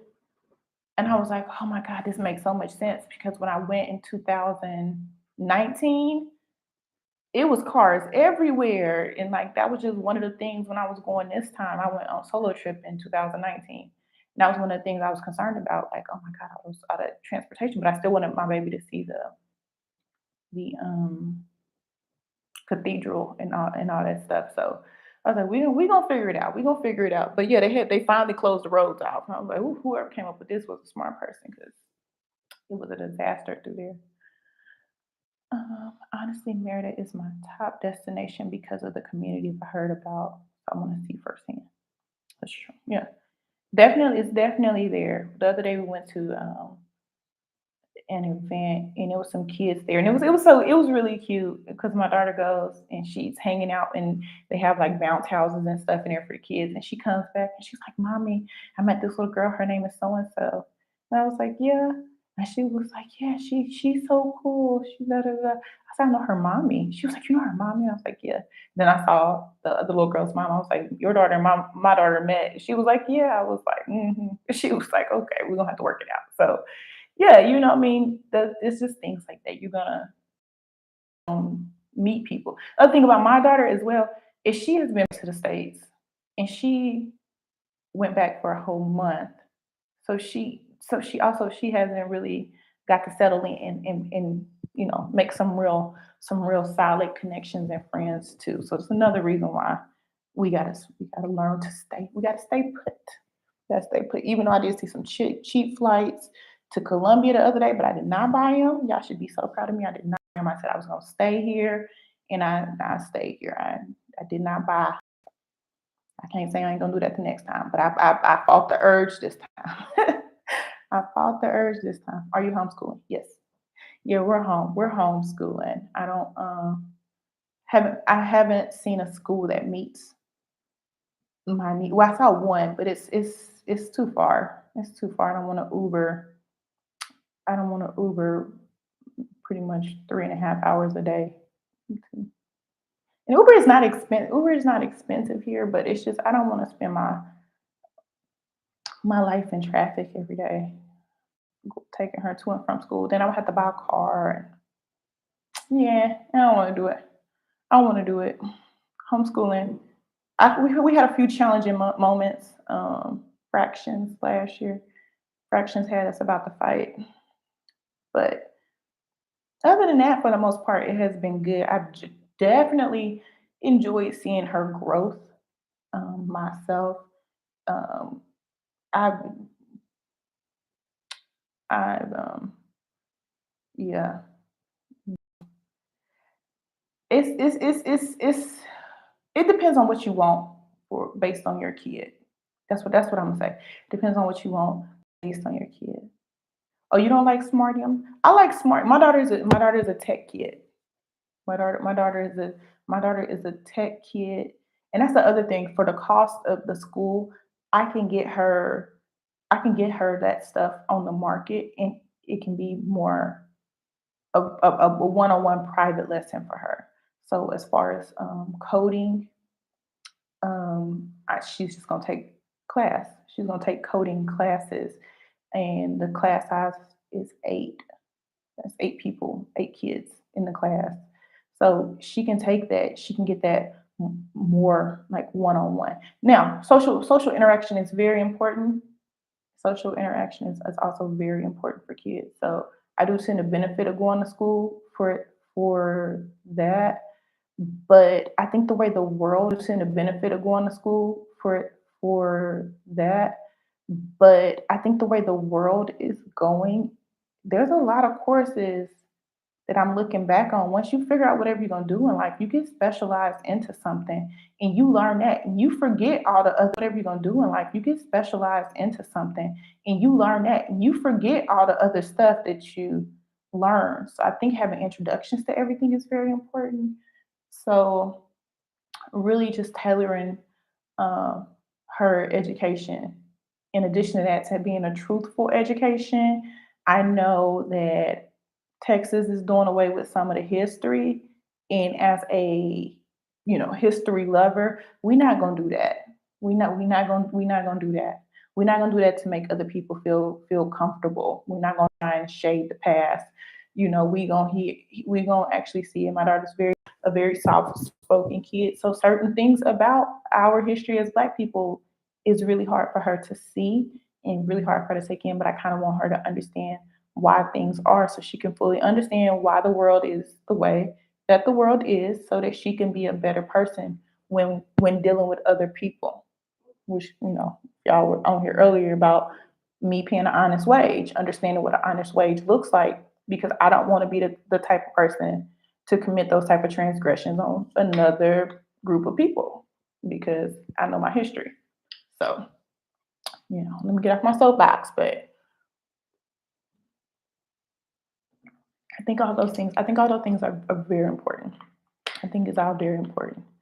But yeah, the schools here to me, it's just for me. And like I said, my daughter is a little more gifted, so it's gonna be different for her to get an education or whatnot. I just want to give her a better education. One of the reasons why we moved. One of the reasons why we moved. Okay. Anybody else got any questions? I'm gonna give y'all a few. I don't know what the delay is on here. I know on Facebook I have a delay. Like I don't know what the delay is on Facebook, but I know it take a little questions will pop up. I don't feel like we're having it here. Um, but on Facebook, there's such a delay in questions or comments or anything. But yeah, I'm on Facebook on Tuesdays, 7 p.m. Facebook Live. Bad Luck Kitty, Kittie, and I do Kitty Confessions. Bad Luck Kitty brand started started before there was, the Kevin Samuels and all the other now podcasters of the world.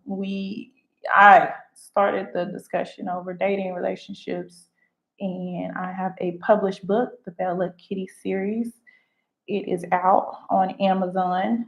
And if you're a member of the Kindle family on Kindle Unlimited, you can read the book for free.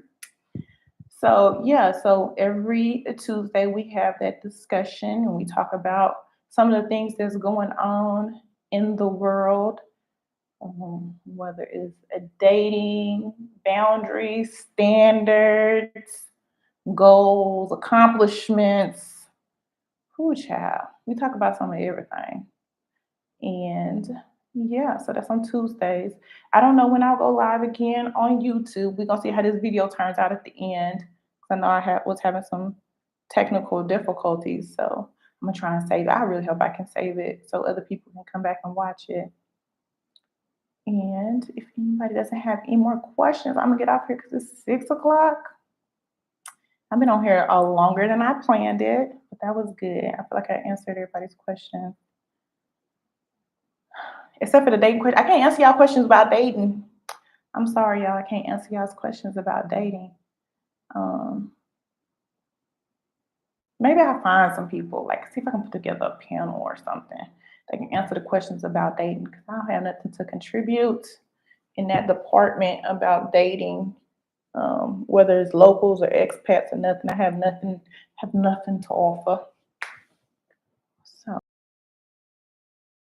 truly appreciate everybody on. I thank you all. Thank you deeply for getting subscribers on my YouTube journey. I really appreciate you all. And until the next one, have a good night.